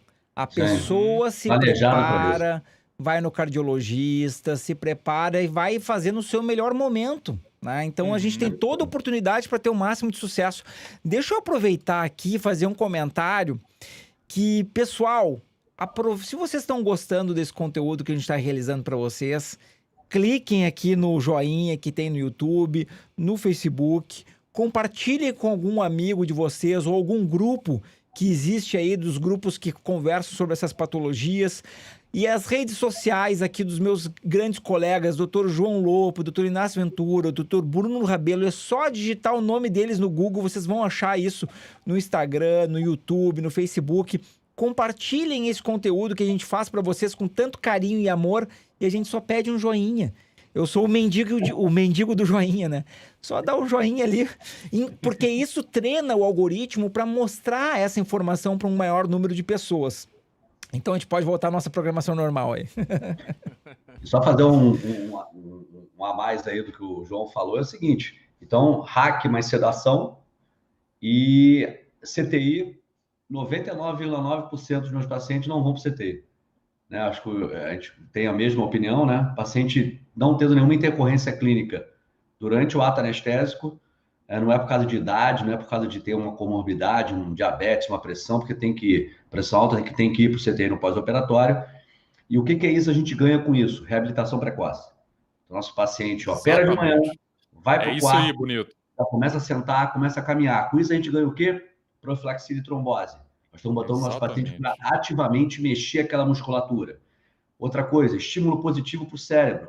Poxa, operei, tinha muita dor. O que eu sinto agora é incômodo de musculatura, já vou caminhar. Caramba, vai ser um sucesso. Isso age de forma positiva. Então, cada vez mais eu digo, CTI não é necessário, não é necessário. Tempo de internação. O quanto o paciente se sentir à vontade para ir para casa, com autonomia para fazer suas coisas. Ele está com autonomia, está com suporte de fisioterapia, vai para casa, a gente usa aquele curativo específico de alta, que não precisa ficar trocando. A gente, com isso, diminui risco de infecção, tem um tratamento específico para isso aí, vai para casa e continua a reabilitação em casa. Então, menor tempo de hospital, ausência de CTI, anestesia rápida, nos procedimentos hoje em dia, a gente faz em torno de 1 hora e pouquinho. Então, um risco anestésico muito menor e, com isso, a reabilitação se torna mais tranquila. E já respondeu a pergunta da Maria do Carmo aqui, que ela tinha perguntado também quanto tempo da cirurgia. E o Bruno falou, em torno de 1 hora, 1h30. Na maioria das vezes fica em torno de 1 hora, né? É um tempo super tranquilo. De ato cirúrgico, sim. E frequentemente os pacientes se surpreendem quando a gente diz que é 1 hora, né? Eles acham às vezes que é 6 horas de cirurgia, nossa, que é uma coisa gigante. Porque, na verdade, de acordo com a OMS, essa é uma cirurgia de alta complexidade. Só que, como você muito bem colocou, a década de 90, né, a cirurgia era diferente. Quando a gente começou lá no INTO, né, Inácio? A gente via a cirurgia primária de 2 horas. Se fazia aquele acesso, a gente comentou isso na nossa de prótese, que fazia osteotomia do trocânter, o cirurgião operava sentado. Entendeu? Não, imagina o sangramento que não era, Bruno. Fazia 100% dos casos de osteotomia de trocânter antigamente. Poxa, ficava sangrando aquela parte do osso. Cirurgia de 3, 4 horas, foram quase 20 caixas na sala. Tinha que ser sala grande. Hoje em dia, a gente com 4, 5 caixas, uma caixa específica de implante, 1 hora de cirurgia. A gente tem isso aí. Com a técnica de acesso anterior, então, é totalmente diferente. Então, a coisa mudou muito, a coisa evoluiu muito. O que a gente faz como grupo? A gente acompanha a evolução. Então, a gente está sempre ligado ao que está sendo feito lá fora e trazendo aqui. Então, antigamente, e aí vem a falta de informação muito bem que o Inácio colocou, existia um gap entre o cirurgião brasileiro e o que fazia lá fora. Hoje em dia, o que a gente operou um paciente no nosso evento aqui do meu quadril chamado James, que é um americano, em que ele ia operar nos Estados Unidos, e aí ele conversou comigo e falou, cara, a gente faz a mesma coisa. Ah, vocês fazem aqui, ó, acesso anterior direto? Sim, a gente faz acesso anterior direto. Vocês usam esse tipo de implante? Sim. Por que eu vou lá para os Estados Unidos? Eu vou operar aqui. Então, quer dizer, nós estamos em sintonia com o que está sendo feito lá fora, não só na parte de prótese, mas como uma parte de preservação articular, seja pelas cirurgias preservadoras, como forade e artroscopia, mas com as técnicas viscobiológicas que o João muito bem comentou aí também. Para quem lá para fora?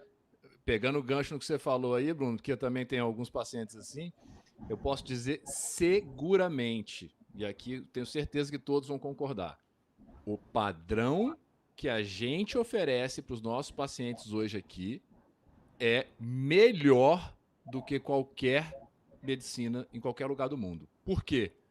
Por isso tudo que você falou, nós hoje temos hospitais do mesmo padrão internacional, nós usamos a mesma técnica que se usa lá fora, nos melhores hospitais do mundo, nós usamos o mesmo implante, o mesmo pericirurgia de preparos e instrumentais e tudo isso, com um detalhe. A nossa relação médico-paciente é infinitamente melhor do que a dos médicos estrangeiros. E eu estou falando isso não é da minha boca, porque eu escuto isso de pacientes, por exemplo, norte-americanos que vêm operar aqui. Quando que você vai ver nos Estados Unidos o dia que você vai ter o celular do seu médico para entrar em contato com ele? Vai mandar um WhatsApp com uma dúvida e o médico vai responder logo vai depois. Te responder. Quando que você vai ter uma hora e 10 de consulta com o seu médico em qualquer lugar fora daqui? Nunca. Não, e o custo disso tudo não é em real, não é nem em dólar ou euro. E com custo em real. Então, eu tenho segurança para dizer que o contexto todo, a nossa assistência hoje é a melhor do mundo. Eu posso garantir isso. Porque essa parte que o Inácio falou é muito importante, tá? Que é a relação humana. Tá? É a pessoa ter uma conexão verdadeira, humana com o paciente e desejando o máximo de melhor para aquela pessoa.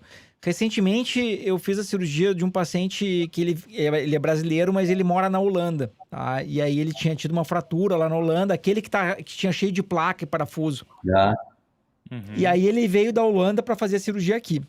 E aí ele estava me contando que quando ele foi no cirurgião lá de prótese, ele começou a perguntar dúvidas pro cirurgião dele lá, de prótese, que queria fazer a prótese lá. E aí o cirurgião respondeu para ele assim, ó... Olha só, tu tá cheio de pergunta aí, tá? Eu faço 9.000 cirurgias dessas por ano. Se tu quiser, tu sai da frente, que tem mais gente que quer fazer. Pra mim, não me interessa como é que tu vai ficar. Eu sou pago pela instituição de ensino, que é uma faculdade, e tu é só mais um pra mim. Cara, relação médico-paciente brilhante. Ele me contando isso, eu pensando assim, meu Deus, cara, que absurdo falar isso pra um ser humano. Não interessa... quem te paga, não interessa quem tu é, não interessa o que tu faz, o cara tá lá pra buscar uma ajuda, essa é a tua profissão, que tu é médico, e aí tu trata assim um outro ser humano?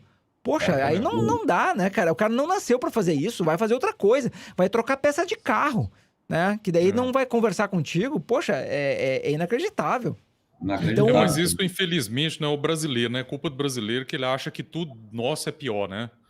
Tudo, ele não valoriza, né, o que a gente tem. Ele não valoriza. E acha que o do gringo vai ser melhor, mas olha só, os gringos eles estão vindo atrás da gente, né? Então, para ver exatamente que esse relacionamento não existe. Você vai lá no médico americano, você é atendido primeiro por um estagiário, uma enfermeira, uma técnica, preenche N questionários, folhas de seguro, né? Para quem já foi consultar nos Estados Unidos, sabe o que eu estou falando. Aí lá você vai ficar na salinha esperando, vai passar num determinado momento o médico, ele vai ouvir, te olhar, confirmar se foi tudo aquilo ali, passa para a enfermeira que te passa todo o restante, passa a receita, hoje manda pelo e-mail, né, que nem recebe mais nada, vai direto para a farmácia. Vai para a farmácia e tchau, nunca mais você vê, você não tem notícia. Não tem relação, então, assim, esse contato igual a gente tem aqui, não existe em outro lugar. Né? E mesmo na América Latina, né, que a gente tem contato com outros colegas aí, Chile, Bolívia, Argentina, a gente sabe que não é assim. Ô, Guzmão. Oi. Queria só contar um negocinho aqui que a gente tem falado muito sobre as cirurgias do grupo, né? Essa nova forma de fazer cirurgia que a gente tem criado aí. Vamos dizer que é uma coisa inovadora aqui no Brasil, né? O Wellington Lemos perguntou aqui: é possível fazer a cirurgia dos 2 quadris no mesmo tempo? Boa pergunta, excelente, Bruno. Excelente. Que bom que tu não deixou passar aqui. Eu vi aqui, ó. Então, uma pergunta muito importante. Por quê? Porque frequentemente algumas patologias do quadril ocorrem dos dois lados ao mesmo tempo e no mesmo estágio. Né? E uma delas que acontece isso é a osteonecrose, é um exemplo muito comum, mas também pode acontecer isso com a cirurgia de artrose normal. Né? Então, normalmente esses pacientes são pacientes mais jovens, que acontece esse tipo de doença concomitante. Em breve o Inácio volta aí, que eu vi que estava acabando a bateria dele aí, daqui a pouco ele já vai voltar aí. Então, assim, na minha opinião, e aqui o grupo todo gosta muito, né? As cirurgias bilaterais, elas são uma vantagem muito grande para o paciente, desde que o paciente tenha condições cirúrgicas, obviamente, que a maioria desses pacientes jovens tem. Por quê? Poxa, é uma anestesia, uma internação, uma reabilitação, uma pausa na vida e um medo só antes de ir para aquele procedimento. Não vai se repetir 2 vezes, né? É isso aí. Então a pessoa consegue resolver uma série de problemas em uma cirurgia só. E a gente fez cirurgias bilaterais quando a gente veio aqui em Porto Alegre, estava todo mundo junto, lá no Rio de Janeiro, em Belo Horizonte, todos nós realizamos de uma maneira frequente as bilaterais. E a única ressalva é que a gente seleciona melhor o paciente. Se o paciente é um paciente menos equilibrado, como o Dr. João falou, pô, tem 86 anos, pô, nessa situação não vamos fazer uma cirurgia bilateral, nessa situação específica tem a saúde mais frágil. Mas o mais comum, a necessidade, é a gente ver em pacientes jovens, especialmente com necrose. Não sei se vocês gostariam de acrescentar alguma coisa a mais aí. É isso aí. É exatamente, a maioria necrose. Guzmão, eu acho que, e aí volta um pouquinho no que a gente conversa sobre a ideia do grupo Meu Quadril operar junto, né? Esses nossos encontros cirúrgicos, vamos dizer assim, que é esse processo que a gente está criando. Eu acho que nesse caso em particular, eu acho que é muito legal, eu acho que o paciente ele vai se sentir mais seguro, e os que a gente realizou, eles falavam isso para a gente. Uma cirurgia da complexidade de uma prótese. Você poder fazer essa cirurgia com 4 cirurgiões de quadril, que são totalmente focados naquele procedimento. O que isso vai levar? Uma cirurgia mais rápida, menos traumática, reabilitação precoce e menor tempo anestésico de sobrecarga hemodinâmica nesse paciente. Então, esse paciente acaba sendo assim, que a gente vê nos nossos encontros, acaba sendo um grande investimento, ele faz os dois lados, mas faz com um grupo fechado. Porque quando a gente fez isso lá, né? A gente está terminando essa cirurgia aqui, ainda mais com o nosso acesso anterior, né? Que a gente tem tanto falado aí, né? Vamos dizer assim, embaixadores do acesso com a incisão biquíni do Inácio aí. Acaba um lado, a outra equipe já está começando o outro aqui, ó. Então a coisa está correndo praticamente em paralelo.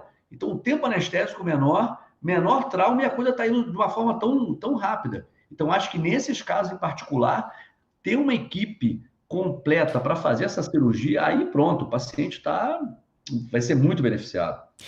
A pessoa com um time completo, assim, ela fica blindada contra problemas relacionados aí a qualquer procedimento cirúrgico, né? A chance diminui muito de acontecer alguma inconveniente durante a cirurgia, né? Ainda mais no procedimento bilateral, né? Exato. Pessoal, estamos com 1h28. Tá se aproximando do meio-dia aqui. Vamos começar algumas considerações finais aí? O que vocês acham? Vamos. Eu acho que a gente podia fazer o seguinte. O que vocês acham antes assim? Cada um vai selecionar uma pergunta, pode ser de onde vocês quiserem. Perfeito. E por exemplo, o Guzmão faz, nós 3 respondemos. O João faz, nós 3, e assim sucessivamente até terminar. Cada um escolhe uma, e aí depois a gente vai às considerações finais. Vai ser a última surpresa de Natal aí, para aqueles que nos seguem. Então, pode começar, pode ser quem que tá com uma pergunta aí o Inácio, de repente, que não sei se ele já... ou se alguém viu alguma pergunta que gostaria de colocar pro grupo aí. Vamos pesquisar uma pergunta legal aqui. Cada um pega uma aí. Sargento Cleiton mandou aqui pro João. Dr. João Lopo, sou fã dele. Mandou aqui na minha rede social. Muito obrigado, Cleiton. Grande abraço. Já tem uma aqui, posso fazer? Claro. Pode. Ó, Camila Ronda. Tenho osteonecrose bilateral do quadril, o lado esquerdo com perda da esfericidade e artrose, o outro lado direito com 30% de comprometimento sem perda da esfericidade. É possível realizar descompressão em ambos ou apenas no direito? Tenho o exame de anticoagulante lúpico positivo, isso poderia afetar negativamente na cirurgia? Então, olha só, ela tem já uma artrose, um grau avançado de um lado e um grau intermediário do outro. E aí, como é que nós trataremos a paciente? De osteonecrose. Isso. Isso aí é uma coisa que a gente está começando a ver cada vez mais, não só em osteonecrose, como em impacto femoroacetabular também, né? Então, uma grande oportunidade, no mesmo procedimento cirúrgico, de um lado faz a descompressão com uso de concentrado celular de medula óssea e do outro lado faz a prótese quadril no mesmo procedimento. Ótimo. O que vocês acham aí, Inácio e Bruno? Concordo plenamente. Também. Concordo plenamente. Eu acho que é a melhor opção possível. Preserva transpondo aí um pouco. No outro. Inclusive, nós fizemos um aqui, no mutirão do nosso último encontro aqui. Passei de sexta-feira. A gente fez a prótese de um lado, com acesso anterior direto. Do outro lado, a gente fez a coleta do enxerto de medula e fizemos a técnica minimamente invasiva de foragem para ele. Perfeito. Respondido, Camila.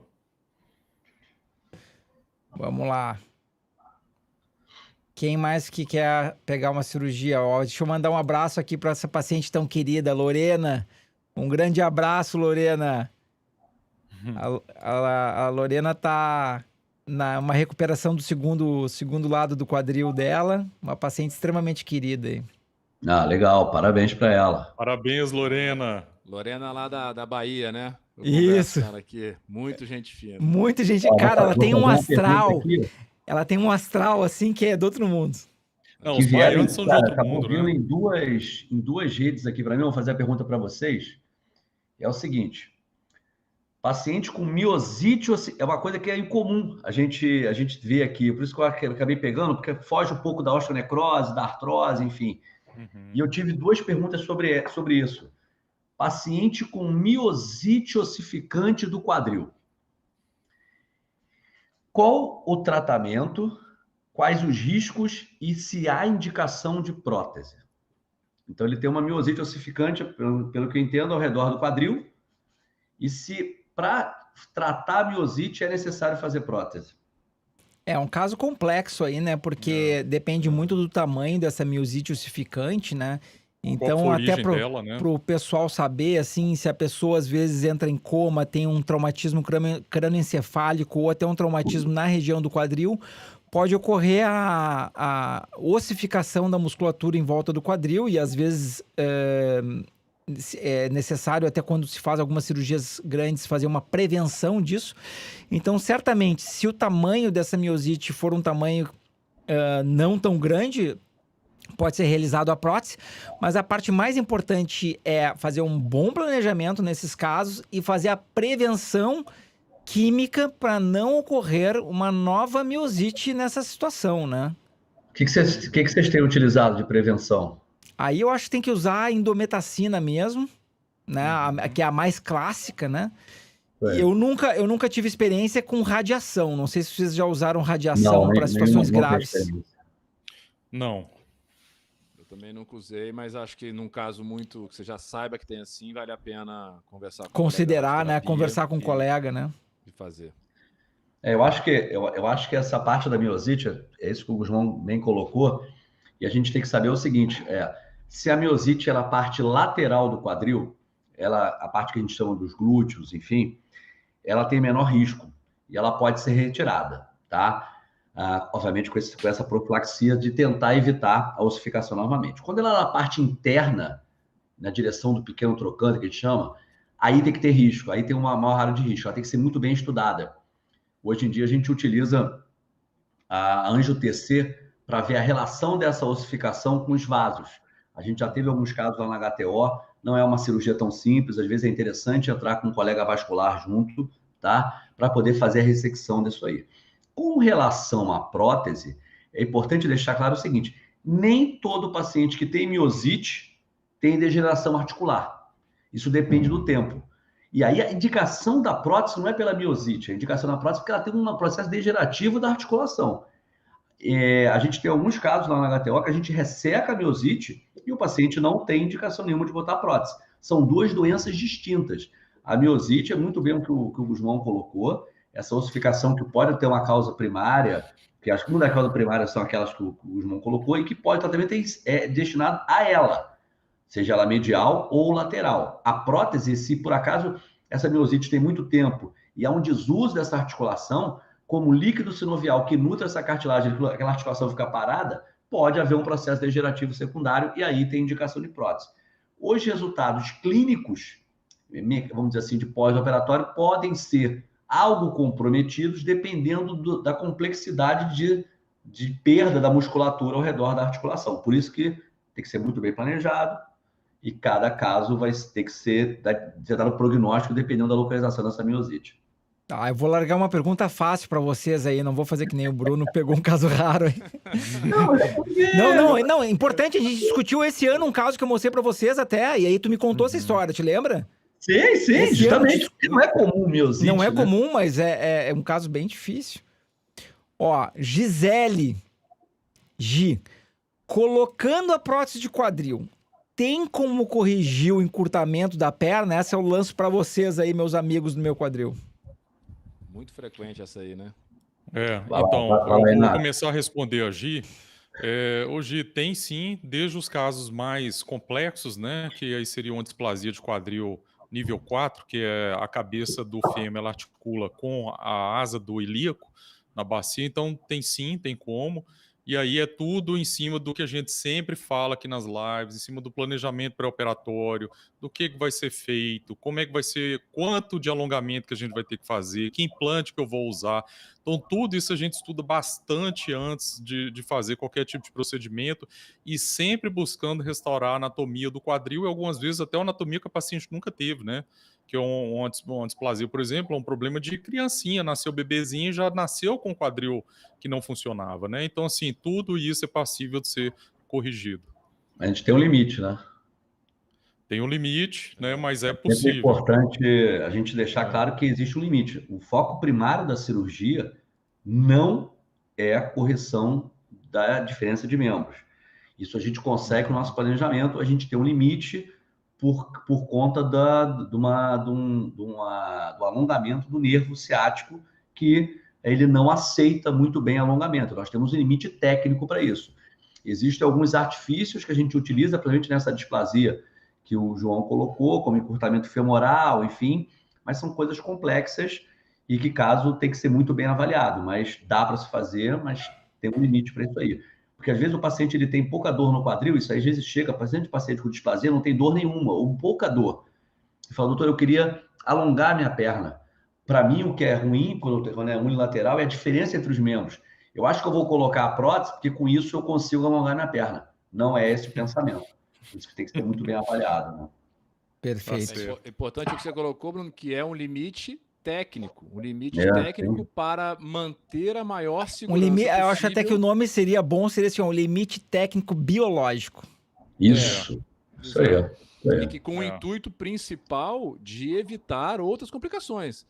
Que a gente quer dizer assim, capacidade seria possível fazer. Sim. Só que a gente não faz o que a gente quer, porque a perna mais curta, ela é toda mais curta. Isso vocês têm que entender. Seus vasos, seus nervos, artérias, músculo, é tudo mais curto. A gente tem um limite, assim, a gente consegue liberar tendões, colocar a prótese na altura que a gente quiser, usar um modelo diferente, só que eu não consigo fazer com que a tua anatomia toda e a tua biologia se alongue de uma hora para outra sem que isso repercuta em maiores riscos. Dentro dos limites razoáveis aí, né, nessa faixa que é o mais comum, que é 1,5 centímetro, 2 centímetros, até 3 centímetros varia conforme a altura da pessoa, né?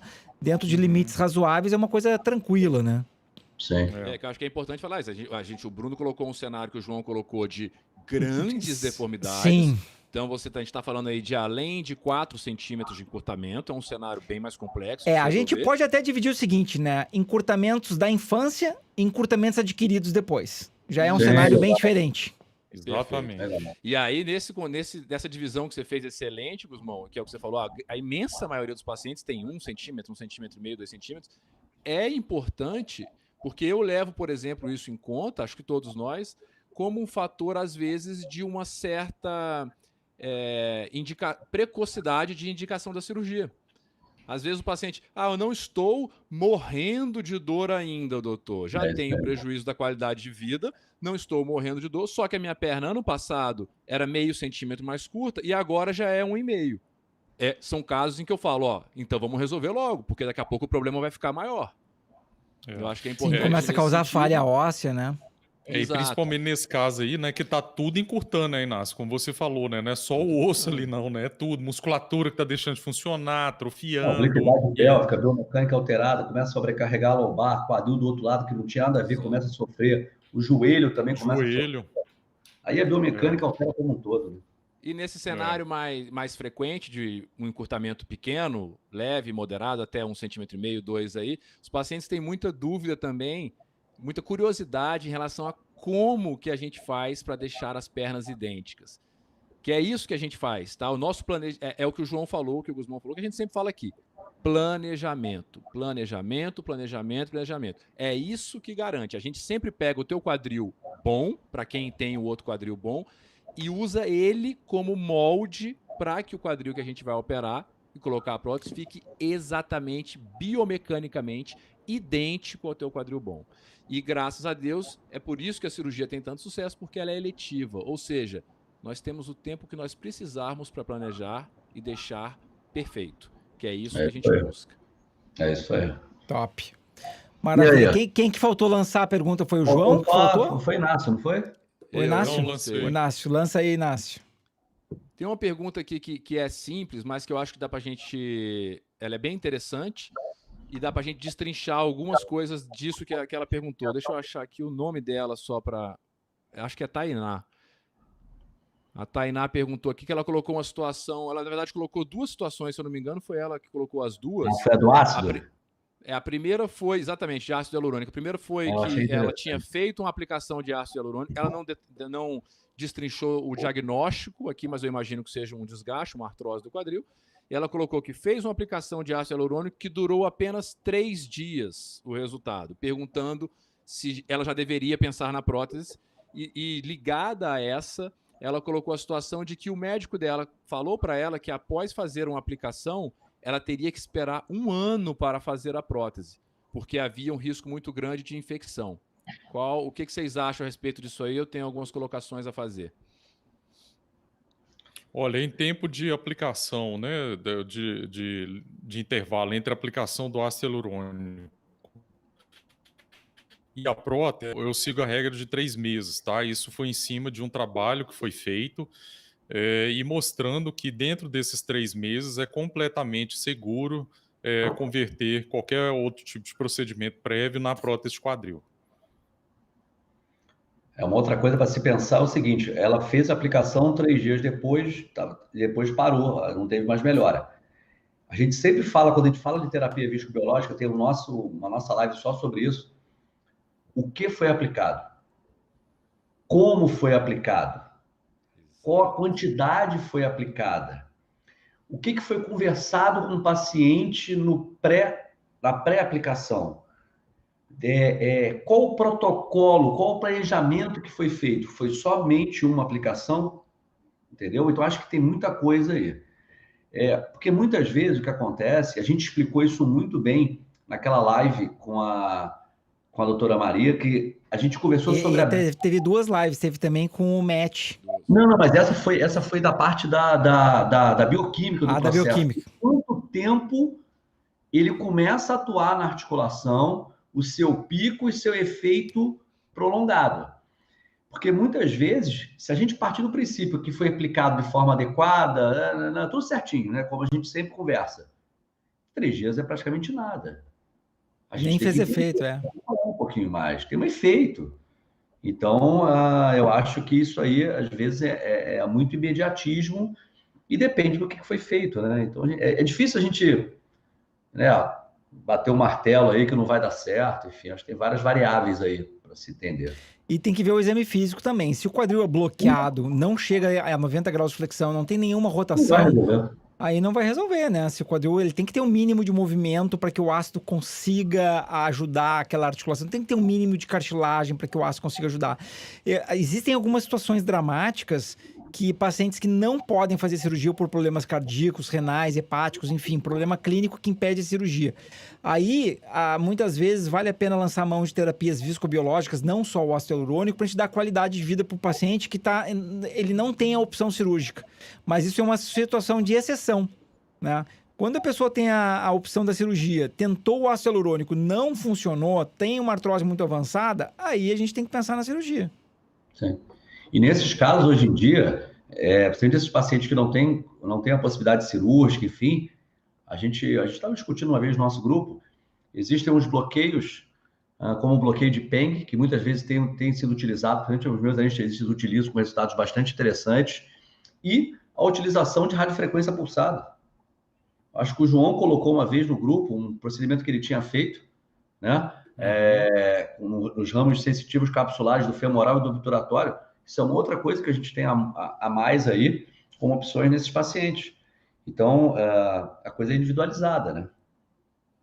Exato. É interessante, assim, isso que você colocou, Bruno, que não é só a viscosuplementação que a gente tem como recurso, a gente tem outros recursos, tanto para potencializar os resultados de uma viscosuplementação que tem chance de sucesso, vamos dizer assim, como para esses casos de exceção que o Guzmão citou, pacientes que não podem de jeito nenhum ser operados, que é uma raridade. Então, a gente tem esses bloqueios dos ramos neurológicos sensitivos, ou seja, a gente desliga o estímulo doloroso do seu quadril, a ligação com o estímulo doloroso do seu quadril para o seu cérebro.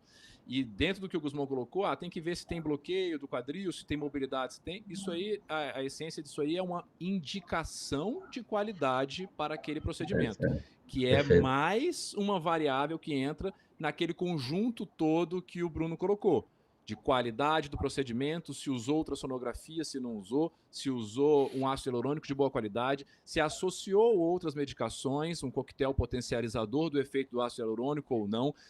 Então, é um conjunto de coisas. O que eu acho importante, aí é uma opinião minha, que diminui bastante esses vieses e facilita, inclusive, essa questão da indicação e da questão temporal, caso não dê certo, para se fazer a prótese.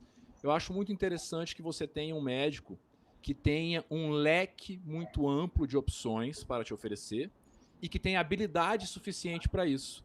Ou seja, vocês veem que todos nós aqui, não somos só nós, tem outros cirurgiões que são assim também, mas todos nós aqui fazemos aplicações de ácido hialurônico guiadas por ultrassonografia, fazemos bloqueios neurológicos, tratamos com suplementação, com tratamento conservador, temos excelentes fisioterapeutas da gente trabalhando e fazemos cirurgia quando tem que fazer. Então, quando a gente tem um leque tão amplo para oferecer para os pacientes, fica muito mais fácil a gente tanto indicar cada uma dessas etapas, quanto ir progredindo o next step ali para o próximo passo quando as primeiras não deram certo, e como saber qual o momento ideal de ir para outra indicação e os riscos que existem ou não. Por exemplo, em relação a essa questão que a Tainá colocou e que o João colocou, de o que eu apliquei e quando eu posso fazer uma prótese. Se você vem para mim, por exemplo, e falar, deu errado a minha aplicação, Inácio, que eu fiz com um outro colega aí do quadril, podemos fazer a prótese? Eu tenho um cenário para trabalhar, porque eu não sei o que o colega colocou, eu não sei como que ele aplicou, eu não sei que medicações ele usou. Para mim é uma situação bem mais arriscada. Se você fez uma aplicação comigo, eu sei tudo o que eu fiz e não deu certo, eu tenho outro cenário completamente diferente. Muitas vezes, inclusive, a gente toma essa decisão conjuntamente com o paciente de maneira programada. Pacientes que falam assim, doutor, eu vou operar daqui 7 semanas, ok? Que é quando eu voltar da minha viagem. Mas eu quero aplicar alguma coisa agora. Isso vai interferir em qual técnica eu vou usar e no que eu vou aplicar agora. Para te dar maior segurança para operar daqui 7 semanas. Perfeito. Se eu estou fazendo um tratamento para tentar, te deixar bem, porque eu só quero te operar daqui 1 ano, ou talvez postergar o máximo, 2, 3 anos, é outro cenário, outras técnicas, outras substâncias que eu aplicarei. Perfeito. Perfeito, Muito pessoal. Estamos aqui com 1h49 de live sensacional. O pessoal tá adorando, o pessoal tá nos desejando Feliz Natal, o pessoal tá gostando muito da live. E eu quero aqui, então, que a gente possa dar uma mensagem final para os nossos queridos amigos. Eu vou deixar de fundo uma música natalina, inclusive. Tá? Vamos deixar uma mensagem de otimismo pro pessoal, que vai dar tudo certo. Selecionem os melhores tratamentos para vocês, cuidem da sua saúde, busquem um bom profissional, se informem bastante e sigam o pessoal do Grupo Meu Quadril nas mídias sociais. Dr. João Lopo, de Minas Gerais, Dr. Bruno Rabelo, Rio de Janeiro, Dr. Inácio Ventura, de Brasília. E deem um recado aí pro pessoal, galera. Vamos lá? Queria agradecer a todos vocês, né, que nos acompanharam aí nesse ano, né? O ano não foi fácil. Nós tivemos aí várias oportunidades de conversar sobre vários temas esse ano. Estamos planejando aí ano que vem, né, Davi, antes do Bruno e do Inácio chegarem, mas assim, a gente ter uma assiduidade, né, maior aí com vocês, né? Spoiler aí? Oi? Tá soltando já spoiler aí? É um spoiler já aí, ó. É, isso aí. No mínimo uma vez no mês. No mínimo uma vez no mês. No mínimo. E assim, não só apenas aqui nas lives, né, mas presencialmente, né, então nas cirurgias, né, nos nossos encontros, nas operações que nós fazemos juntos, né, nos tratamentos. Vocês têm que nos ver assim como uma família, né? Aqui são irmãos que um cuida o outro e complementa o outro nas técnicas, na ciência, em tudo, e um estimulando o outro, né? Aqui é um puxando o outro pra frente e todos vamos juntos aí, né? Depois o Davi vai colocar uma foto aí que eu pedi a ele, vai colocar mais à frente, vai fazer ainda, né, Davi? Qual foto? O do Ryan. Essa melhor foi qual a foto? A foto? Vai lá, Inacinho. Assim, né? Eu queria... Acho que já falamos bastante de medicina, de quadril aqui. O que eu queria realmente era agradecer aí primeiro, para vocês. Vou falar rapidamente, porque senão eu sou capaz de chorar aqui, mas agradecer a parceria de vocês, meus irmãos aí que fazem a minha vida ser melhor. E agradecer aí a todos os pacientes por terem nos ajudado nesse ano inteiro, terem nos acompanhado, serem os fãs que vocês são pra gente. O que eu escutei essa semana de elogios pra gente foi fantástico, viu, irmãos? Foi emocionante mesmo, assim, muitos pacientes falando, vocês não sabem a diferença que vocês fazem na vida das pessoas. Pacientes emocionados dentro do consultório falando assim, isso tá parecendo mágico pra mim, doutor. Pra mim era ficção e agora eu tô aqui na sua frente, eu não tô acreditando, parece que eu tô dentro de um filme. Conhecer vocês é maravilhoso. Então eu queria que vocês soubessem que vocês também dão essa força pra gente e estimulam a gente a continuar. E agradecer que num ano que foi tão difícil pro mundo todo, eu posso seguramente dizer que o nosso ano do Grupo Meu Quadril foi muito bom. Foi muito bom. Com todas as tragédias que podem ter acontecido aí, de pessoas queridas sofrendo e muita gente perdeu gente importante nas suas vidas, eu posso dizer que foi até agora o melhor ano da minha vida, talvez. E isso é graças a vocês, irmãos do Grupo Meu Quadril, e a vocês, pacientes, tá? Vamos fazer mais, eu queria agradecer por esse ano e desejar que o ano que vem seja melhor ainda, que vocês continuem nos apoiando e nós vamos continuar apoiando vocês e fazendo o melhor por todos vocês. Só tenho um beijo grande aí no coração de Maravilha. todos. Muito obrigado. Maravilha. Esse ano a gente tinha uma perspectiva totalmente complexa, né, no começo, principalmente distante. A gente sempre tem muitos planos, né? A gente começou a fazer as nossas lives, né? O João sempre naquele projeto, ele sempre planeja tudo pra gente. E as coisas começaram a crescer de uma forma tão absurda. E a gente tinha uma forma de fazer nossas lives inicialmente para a gente conversar, e aquilo ali foi crescendo. E pacientes ficarem mandando, e aí, quando é que será a próxima live? Então, acho que como grupo a gente cresceu muito esse ano. Eu acho que foi muito importante mesmo. E a gente teve a possibilidade de criar o projeto do Encontro Meu Quadril, né, de cirurgias. E isso foi muito legal, a gente já tem a vontade sempre de estar com os outros, com os outros operando, e agora, então, com esse projeto aí, crescendo cada dia mais, ficou muito melhor.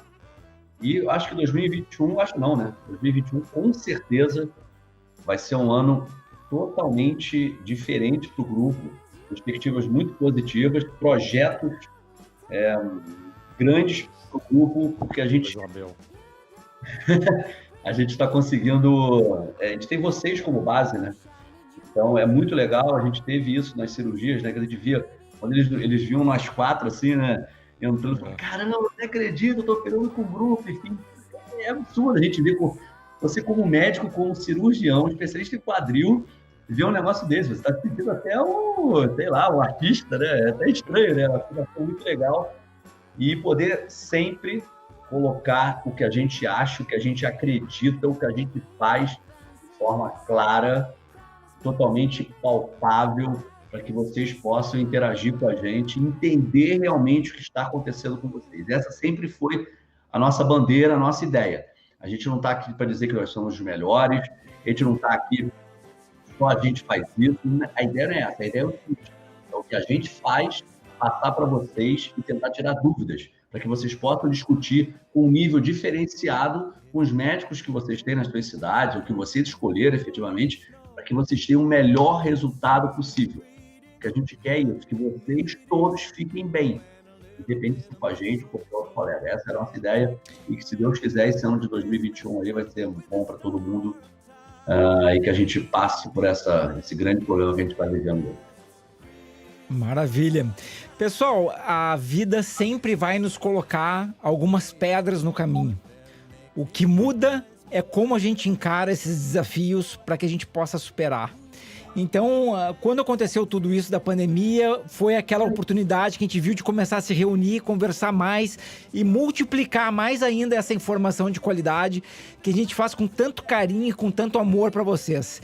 Então, assim, pessoal, agradeço muito a presença de todos vocês aqui nessa live. A gente fica sempre emocionado, a gente fica sempre feliz de passar a informação de qualidade para vocês. Então encerramos aqui a nossa live especial de Natal, lembrando o pedido para que vocês sigam todos os meus amigos nas mídias sociais, o Dr. João Lopo, Dr. Inácio Ventura, Dr. Bruno Rabelo, e a live vai ficar gravada para vocês, vai ser distribuída pelos canais deles que a gente vai mandar também, para que essa informação chegue ao maior número de pacientes possível pelo Brasil aí afora e pelo mundo. Né, pessoal? Vamos dar um tchau pra galera aí. Tchau, amor. Bom pra vocês. Um grande abraço a todos. Distribuam o amor aí, distribuindo essa live pra galera que vocês conhecem e que vocês saibam que possa estar se beneficiando com essa informação aí a todos, certo? Grande abraço a todos aí, do coração. Até mais.